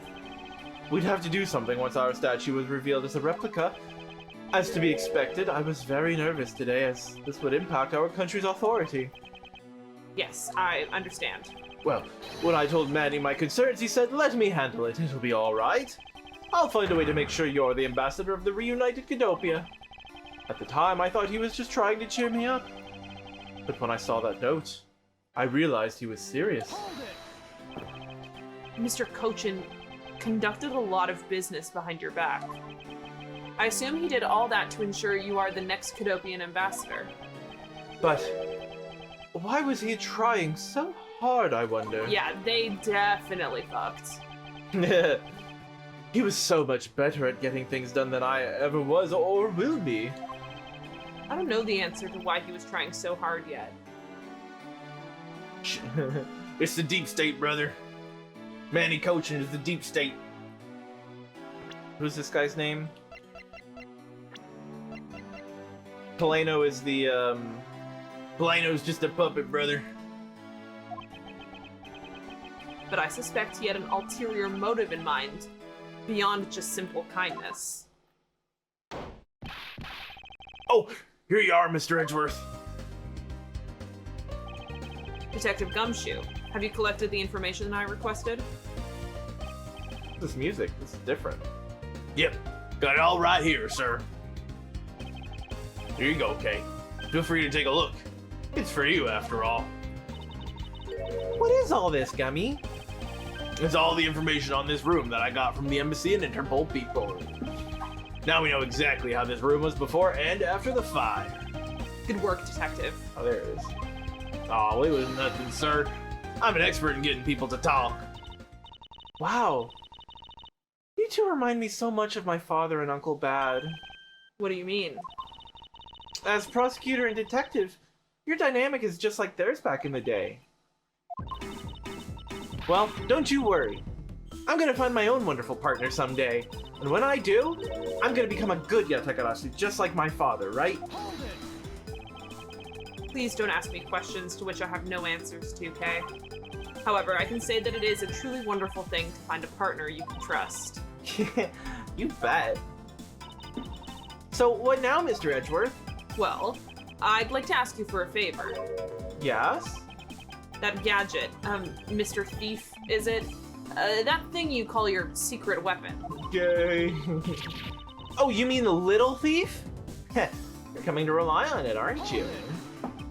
I don't need a crutch like that. I'm only asking because I need it for the investigation. You like Krabby Patties, don't you, Squidward? From the information Detective Gumshoe gathered and the ambassador's testimony, I'd like you to please recreate this room as it was during the third floor fire. You got it. All right, here we go. Dark skies of evening, when no other bird dares take wing, one alone remains all-seeing.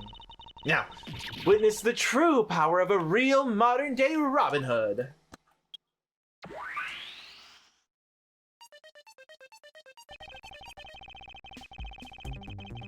Seems there are other things besides what the ambassador mentioned that have changed. Possible that we might find the escape route as...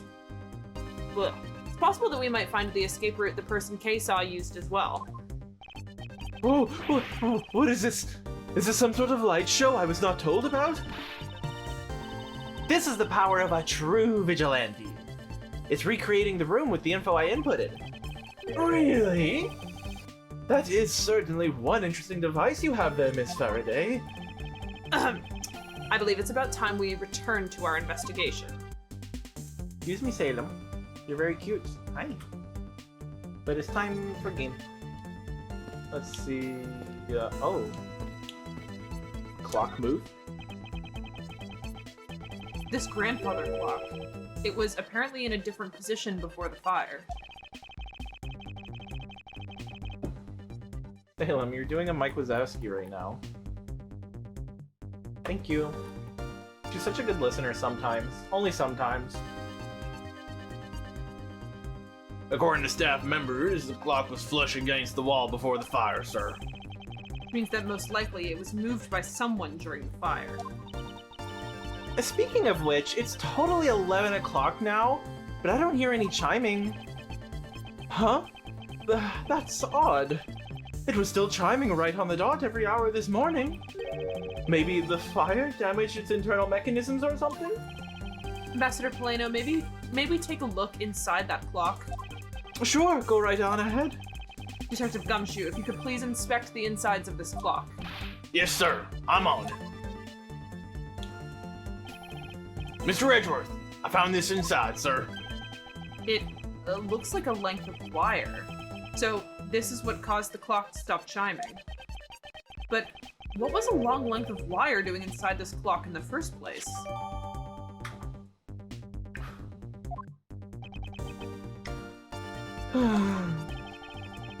Why would someone do this to such a valuable clock?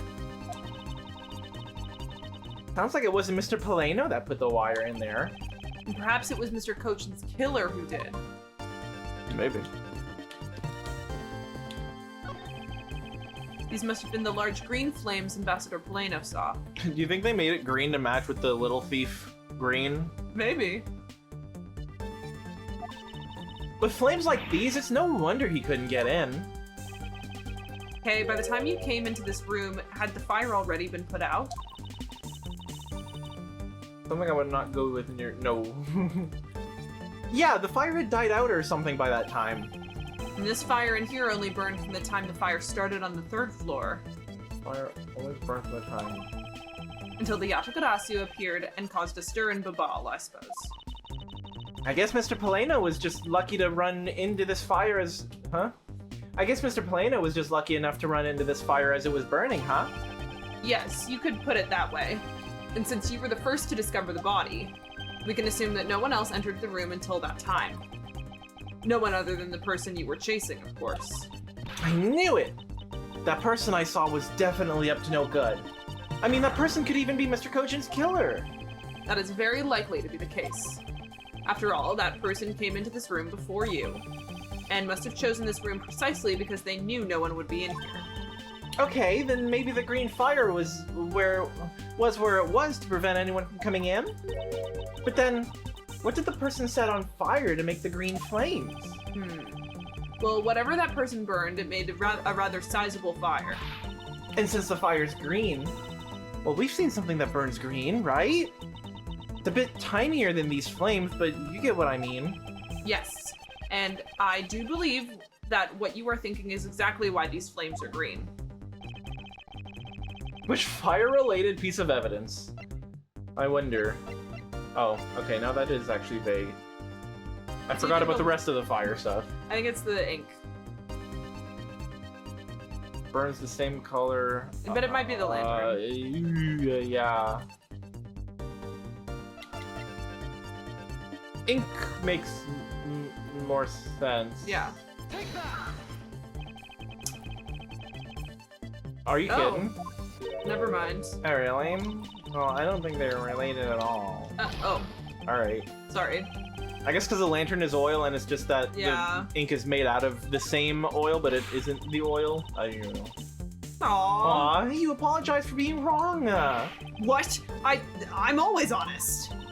And that's a good thing. Now just keep on doing it. Ugh, I need to think about this a bit more carefully. If I stay calm, the answer should come to me. Nah, it is the lantern. Yeah.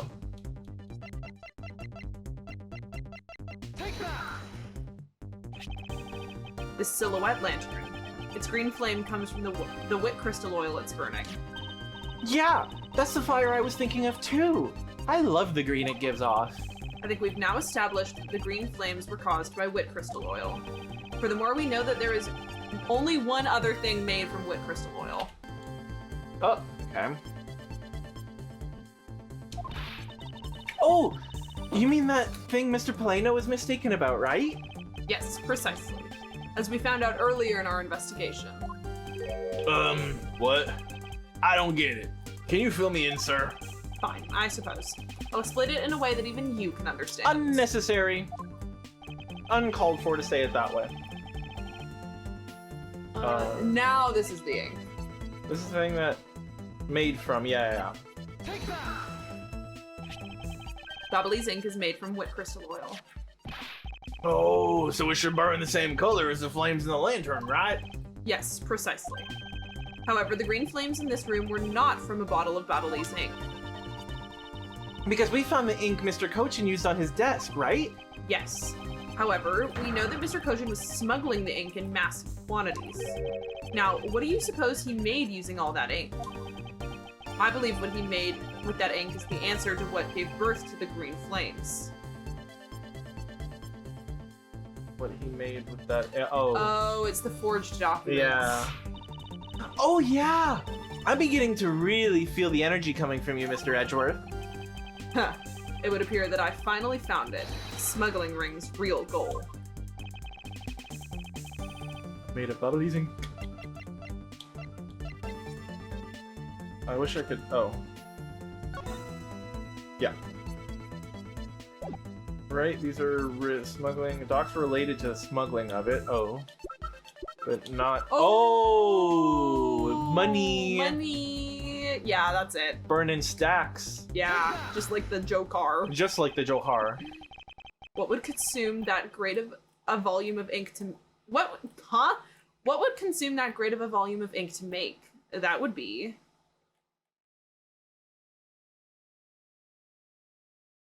Okay. the counterfeit bills that the smuggling ring made and are circulating in Zhengfa. You're kidding!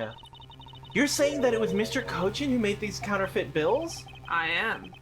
I believe you could even go... I am. I did the same thing as I did last week. I am. Paid a visit to Wright over at the hospital. He requested I do him. What? He really said that? He did. Poison! I am. I believe you can even go so far as to say that he stole Babhal's printing press. Ambassador Mr. Kochin had permission to freely use the printing press, correct? Why, yes. And I do remember seeing him use it in the middle of the night.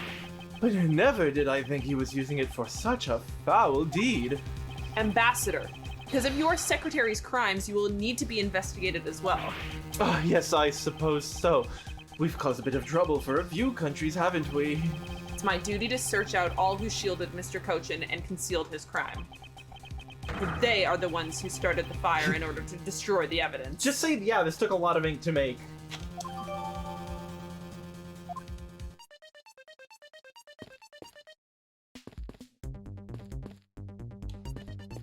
Can only examine as I'm walking? Oh, there it goes. It's the charred remains of a fallen ceiling fan. Oh, I've seen it. Oh, it's yeah. Spin around and around, you spin me right round, baby, right round, like a record, baby. Oh yeah, like, they spin those babies right round. Stacks on stacks. So, Babhal's really into pushing their tourism industry, huh? Yes, it would appear that way. You know, I'd really love to take a trip. Hey, why don't we take one after this case? You already have a destination in mind? Well, ideally, I'd like to go somewhere where I can continue my thief training. Well, if you want to learn the fine art of stealth, perhaps you should visit the studio where they make the Gaiman Ninja TV show. Hey, that's actually a really great idea, Mr. Edgeworth. I can't believe she took me seriously. Icon shit. I think this is the same. Yeah.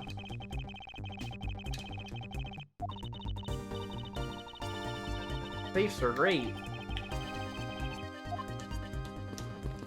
What's up with this? Fireplace, huh? So Babhal's offices have them too. Who? Wait, no, but the flag on top. Yeah. Okay, this seems like the same dialogue.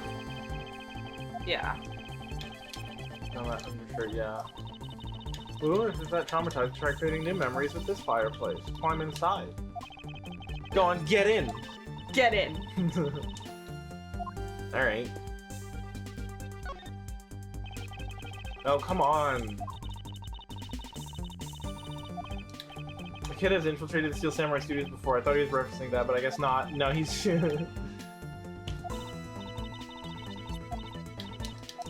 Yeah.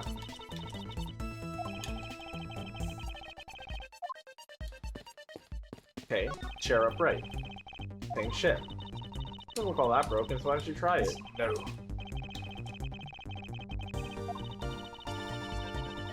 You're always touching things at the crime scene. I'm Like the defense attorney. You're always touching him at the crime scene. No touch. Okay. I guess we just chit-chat then. Okay, what about the knife? Oh, the knife. Because we had something new to say about the clock. Looks like one of the Babhalese knives was already missing before the fire. Okay, let me take that then.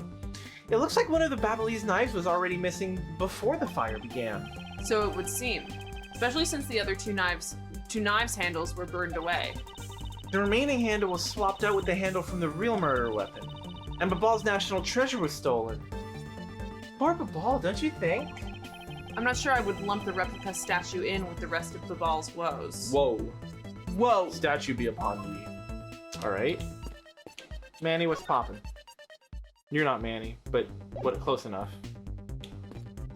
Okay. Any ideas?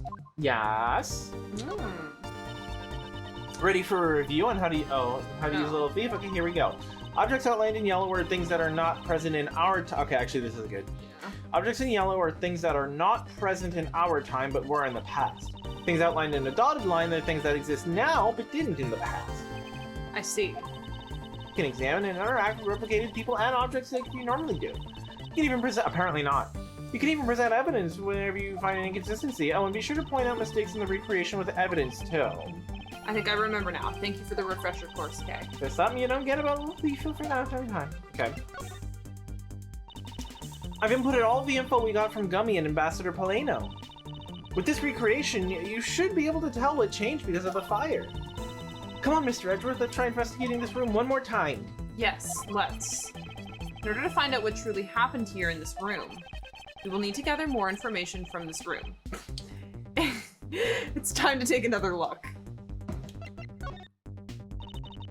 Looks like it was quite the fire, huh? Yes, it appears that the flames spread fairly quickly to some of the other rooms as well. Yeah, but thanks to Gummy's info, I was able to recreate this room. Plus, the burnt safe is still lying around, so you can check those as well. State of this room before and after the fire. I can probably obtain some new information by comparing the differences. Yes, that's what I'll do, and use any new information to complete my logic. Okay. I have 2 logic bubbles, but connected fireplaces and okay. I don't think. Unless you think? I don't know. Yeah. Present stuff in here? Is that what she said? All souvenir stuff are... Oh. It's like all of the souvenirs are damaged from the fire. I don't believe it. Murder on top of ours? Okay, yeah. Or... Maybe this is building much more than just theft, it seems. I know! For me, the first party was going to loot this bookshelf. Okay.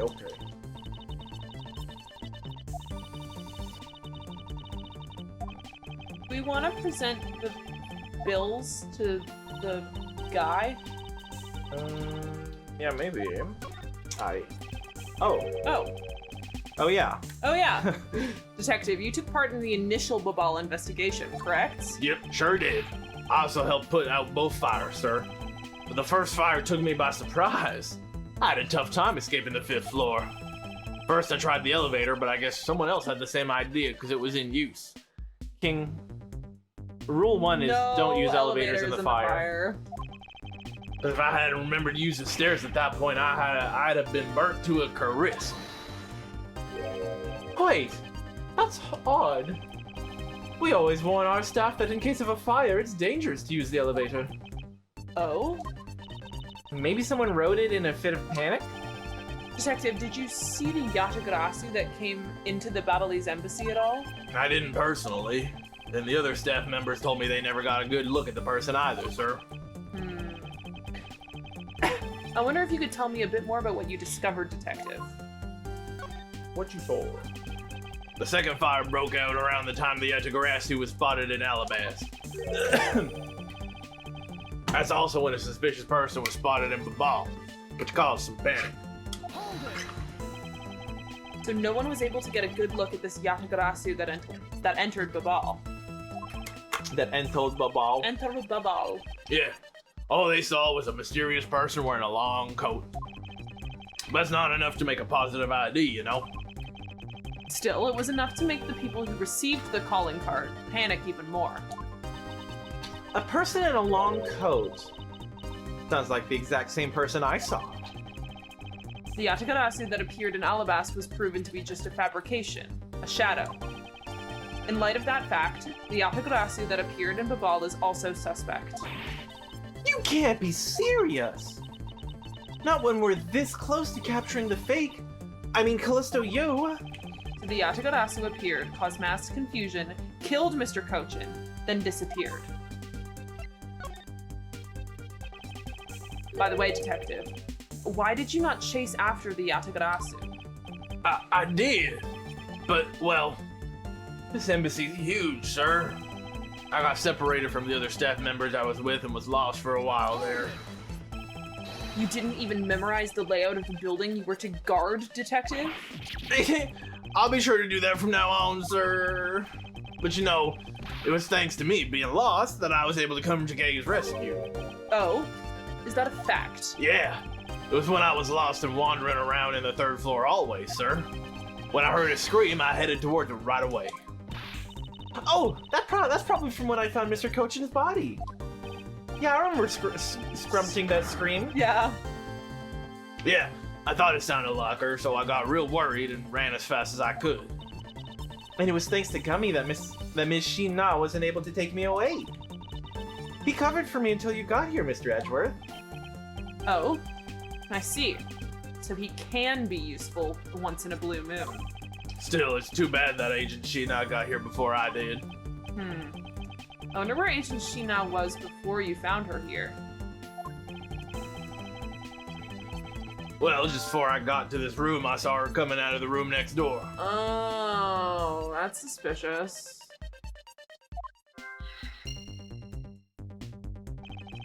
Agent Sheen Na mentioned something about chasing the Yatagarasu herself earlier. Well, she apparently helped in putting out the first fire. Then during the second fire, I heard she was busy chasing the Yatagarasu. She seems to be a very dedicated agent. You would do well to learn from her. Why you point at me when you say that, sir? We've examined everything in this office, but there is one thing that bothers me. Perhaps I should ask Ambassador Polano about it. Ambassador Polano, there's something I'd like to ask you about. Yes? About this office, it appears to me to be very similar to Ambassador Alba's office. For example, the location of the fireplace and the position of the grandfather clock. Ah, that's right. You've also paid a visit to the Alabastian side of the embassy. Our two embassies actually used to be one. Yes, I know. Even the pamphlet mentioned that.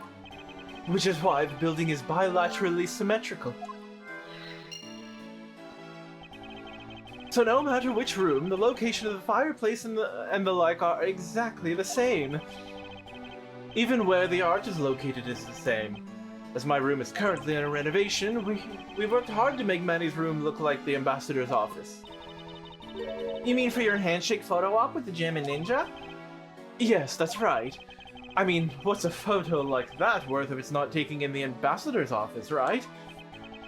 Yet another odd expression of Babal's obsessively competitive spirit with Alabast, I take it.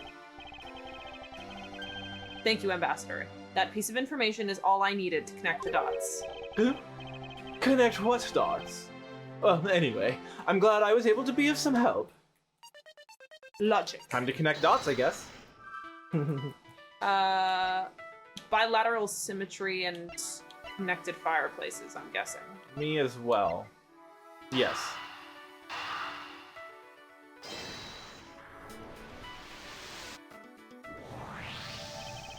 The Alabastian and Babhalese sides of the building are symmetrical to each other. As we know that to be a fact, then this room's fireplace may also hide a secret passageway. A secret passageway? In Alabast, the fireplace turned out to have a revolving back wall. I don't have the joke like worded, but something about revolving back walls. Something.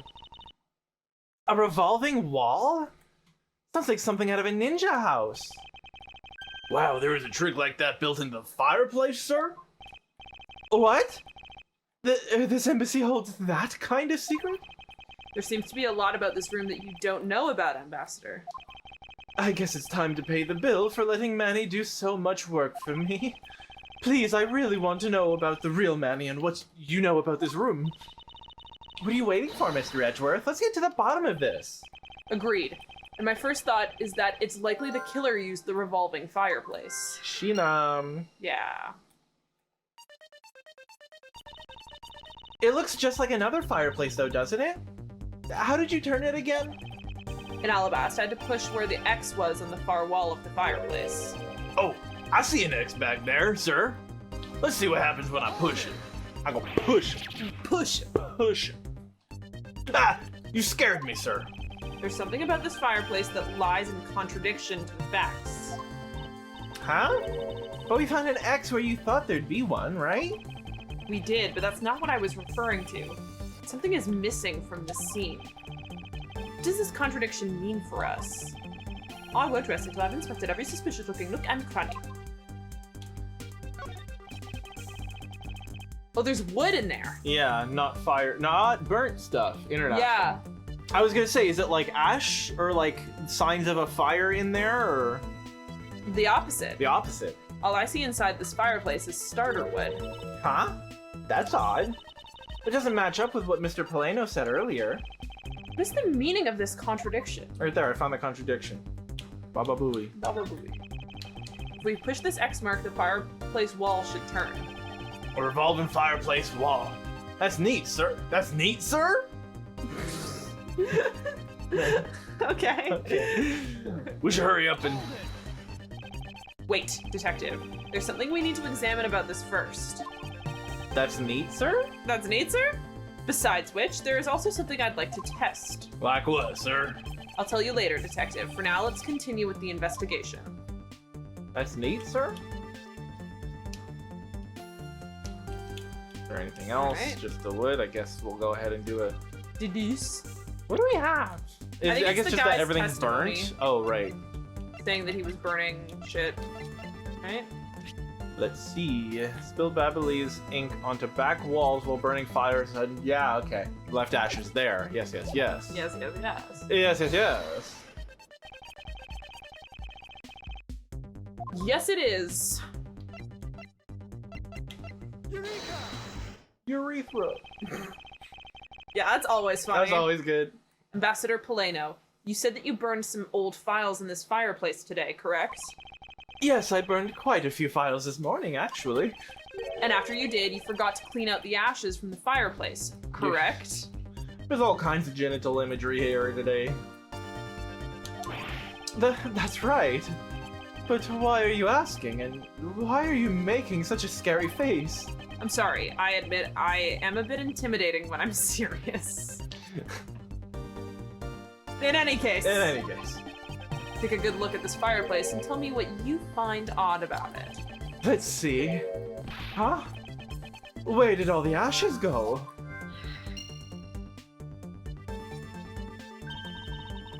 What is the meaning of this, Mr. Edgeworth? You really don't think that Ambassador Polano is lying, do you? No, there is no reason for him to lie. And I don't believe his testimony is wrong either. It is the fireplace that is causing the contradiction. Okay, I wonder if you might update the fireplace data for me. You got it. I'll add in the ashes from the burnt files and... Sounds like we've pretty much figured everything out now, huh? Well, it was nothing. All I did was follow where our leads led us. Oh, I sense it coming on. You're about to dazzle us again, right? Oh, you mean that? Well, it's what Mr. Edgeworth is known for, you know. There is really no need for you to dance around the name of what I'm about to do. Deduce?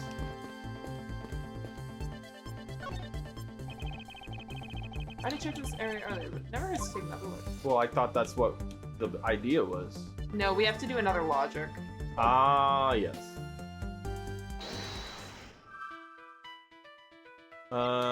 Missing ashes revolving. Yeah. Show me ashes. God, that like lead up where the thing is circling and we have to wait to see if we were right. And I always am like, Hope I didn't fuck up. don't go apart. Don't split. Come together. Stay together. Yeah. Don't it's go just, separating. Like, 2 seconds too long. Yeah. And I'm like, you would have hated playing Pokemon, yeah. I think, because the whole thing is 100%. catching is like it's a droop, Oh yeah, that would have Droop. pissed me off. droop, but then it can always still get away after that third little shake. Yeah. So you have to wait for it to do the like it's actually caught. Yeah, it Yeah, sucks. I'm not good with suspense at all. That is something that I've learned about myself recently. Yeah. Is that like I cannot handle suspense. It's why I don't really like horror movies. Yeah. Is I'm like, I do not like not knowing what happens next. Are you bad with like delayed gratification too? Yes. Yeah. Yes, in a major way. Yeah. My mom always, do you remember that like marshmallow test with kids where you would put a marshmallow in front of this was like a study that had been done. Oh, You put a marshmallow in front of a kid and say that if you wait like 5 minutes or however many, 15 minutes or whatever, You get more and or you something. don't eat the marshmallow, you get a second marshmallow Right. after that, and the kids that waited were supposed to just like be more successful and some shit Yeah. later on. My mother always used to say that Claire would not eat the marshmallow, but I absolutely would. And I was like, okay, what the thanks, fuck? What the hell? Like, you're right, but But why you're no favorites? no favorites. No favorites. Stop. Yeah, I'm really bad with delayed gratification. That stupid test. Tell me about it, Ghostly. Fucking hate that test. It That's sounds so so mean. I know. It's just basically being like, kid, like, let's do this test and then see where they are later. And all Yeah. the kids that didn't eat the marshmallow were like doctors or some shit. I'm exaggerating, obviously. Yeah. But, my mom was like, and all of the kids that didn't eat the marshmallow were so successful. I think Meagan would eat it. I was like, damn, okay. She called you a brokey at like the age of 10 or 6. whatever. Yeah. Yeah. You're gonna be a brokey. Brokey. Man. The reason as to why the ashes are missing is simple. I mean, she's right though. Like, I would have eaten the marshmallow. Yeah. I would not have been yeah. able to wait. It's not It's determined. not determined, but it is correlated apparently. I don't believe it. I don't believe it. It's not because someone cleaned them up, right? No.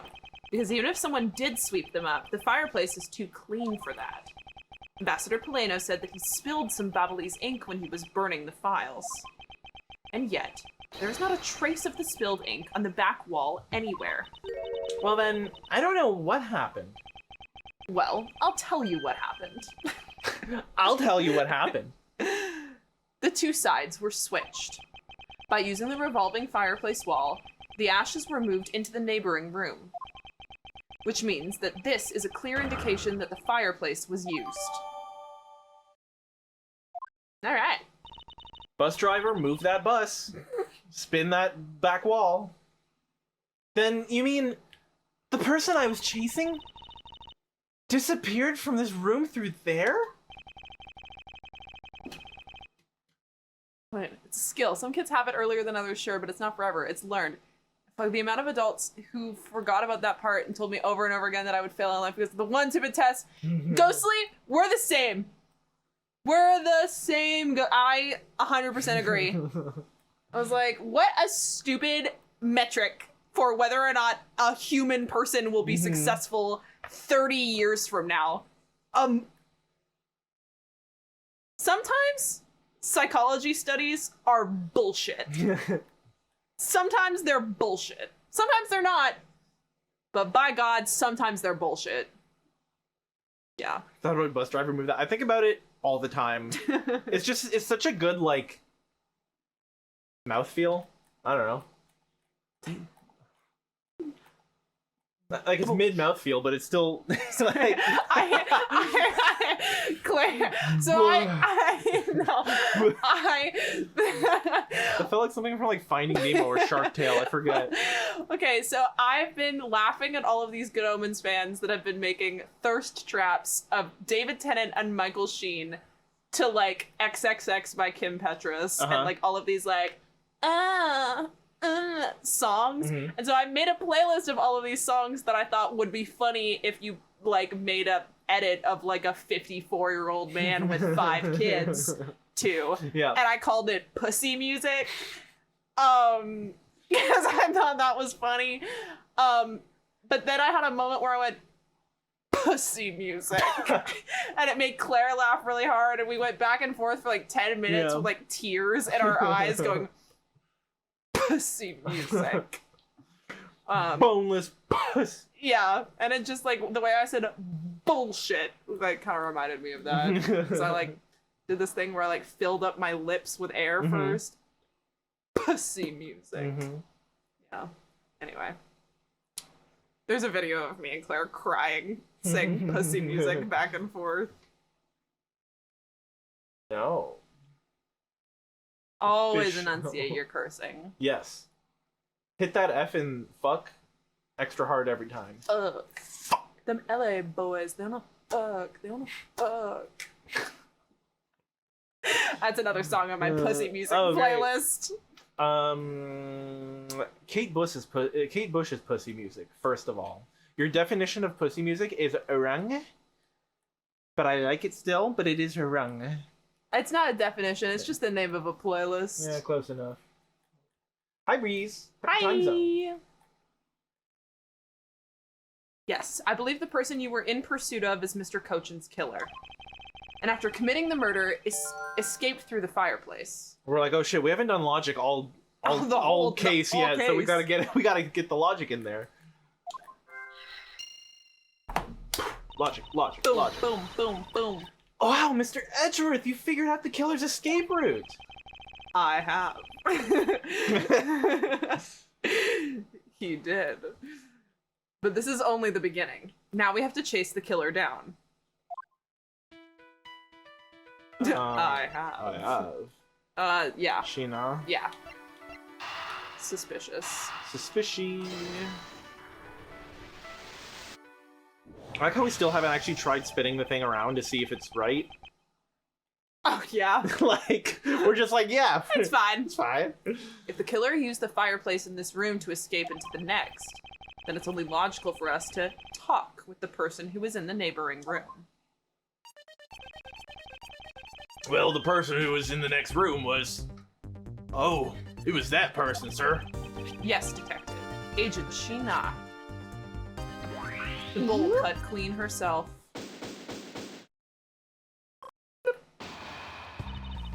It's looking more and more like Ms. Sheena is the killer, isn't it? Let's not jump to conclusions yet. We need to go through what we know so far. She came running straight into this room from the next one, and instantly accused you. Furthermore, she claimed that it could only have been you that killed Mr. Cochin. Wait, so she literally vented. Yeah. She literally vented. Yeah. I don't have any proof yet. This is just like Among Us. This is just imposter sus. Imposter sus. Report. Amogus. Vent. False accusations. Crewman. Ejected. Yeah. Fire. I know them. Minigame. Card swipe. Oh. Yeah. I know them. Cameras. You've seen that post where it's like Luigi with amnesia, and it's a screenshot of like a text conversation where it's like Toad, Mushroom, I know these, Mario, you know him, I know him, and it's just like a random text conversation, but someone reblogged it was like Luigi with amnesia. I know this. Someone drew you know these, Mario, I know him. And someone drew a comic of him, and it's like terrifying because he's like holding up cards, and it's like, Mario, you know him. I know him. And Mario's and Princess Peach are like crying outside the door. It's really, I'll find it, like, someone remind me to, yeah, I love that comic. Someone remind me to find it later so I can put it in the Discord. It's so funny. Cheapest ass jam yesterday. You should have got belly button jam. Or jellyfish jam. Oh. 35 pence. What is that, cents? No, dollars. Dollars? What? Well, pence? I never know. Pence are like... Quid is like bucks, right? Yeah. Pence are British cents. Okay, I thought so. Yeah. So I think there's 100 pence to a pound. Maybe. I never been. I think so.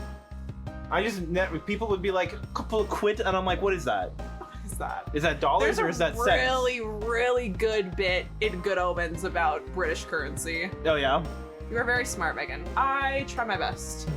Yeah, where they go over the like old, like this many A farthing. pennies to a halfpenny, and this many halfpennies to a farthing, and this many things to a sterling, and this many things. It's so good. It's like we actually resisted like normal currency for a while because it was too complicated.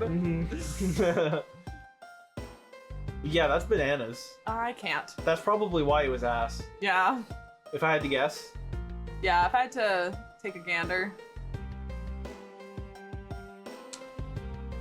60p. 60p.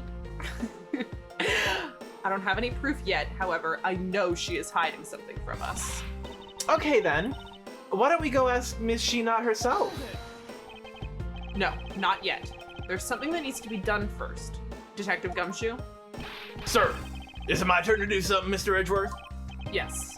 I have a 2-part special assignment for you. First, I need you to run a handwriting analysis on Damask 2's note.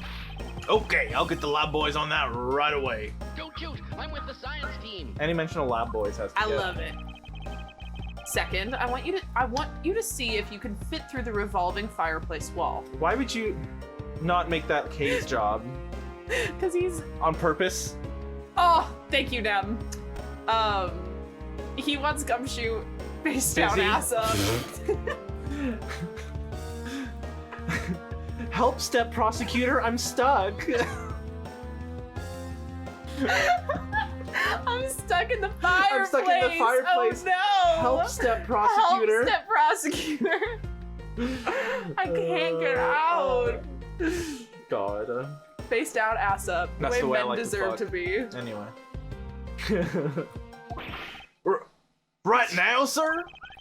No, next decade. Of course now. We need to test our hypothesis first, don't we? Go on, Gummy, you can do it.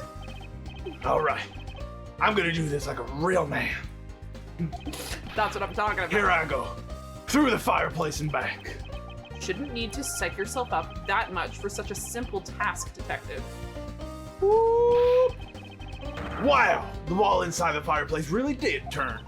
Oh, is that a headpiece? Or is that just No, fire? it's probably That's the oil. ashes and the ink as well. Ink, yeah. Strawberry and just like donut filling. Maybe it was Jello. That's so neat. Now I want to try going there too. It's going through there too. There really is a secret passage through there. I had no idea. Would appear that the ash really was pushed into the other room. Furthermore, the Babhalese ink you spilled, Ambassador, is there on the back wall. Okay, here I go, sir. Detective, I'd like you to go through there under the same conditions as the killer. Huh? There's all that ash and stuff. Your point is? Now, we're short on time, so if you could please hurry on through.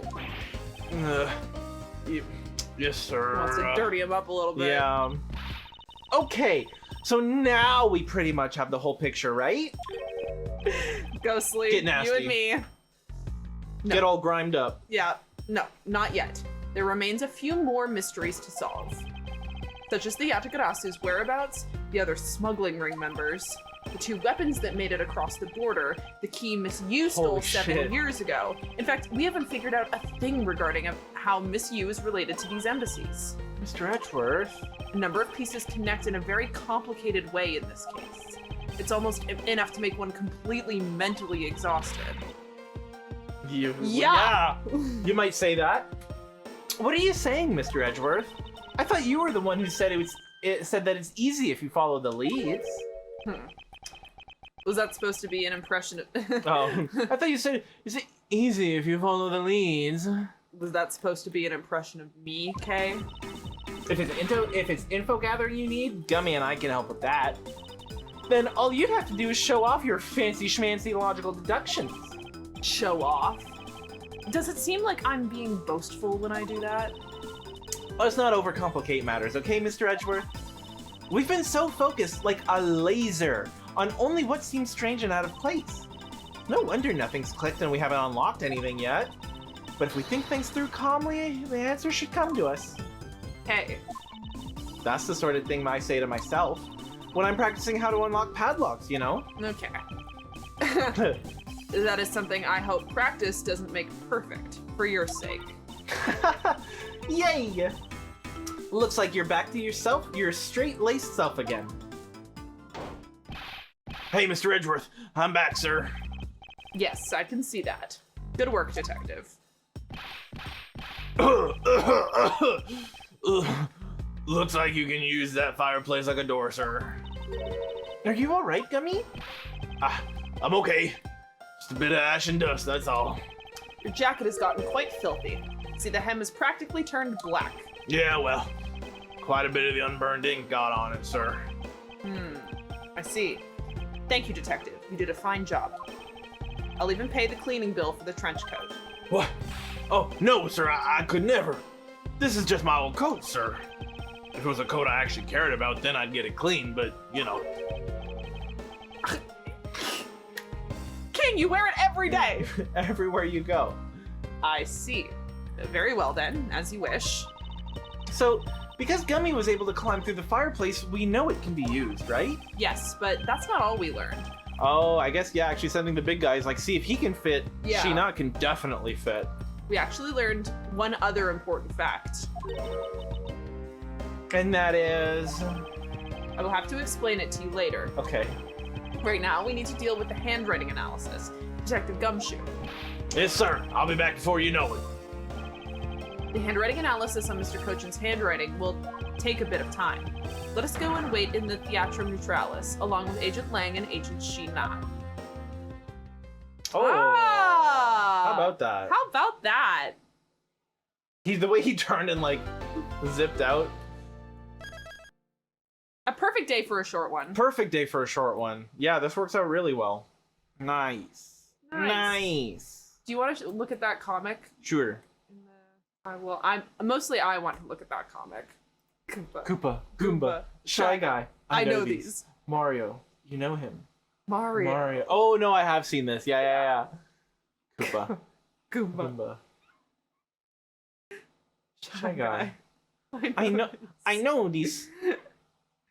Wait. Koopa, Goomba, Shy Guy! I know these. Mario! You know him!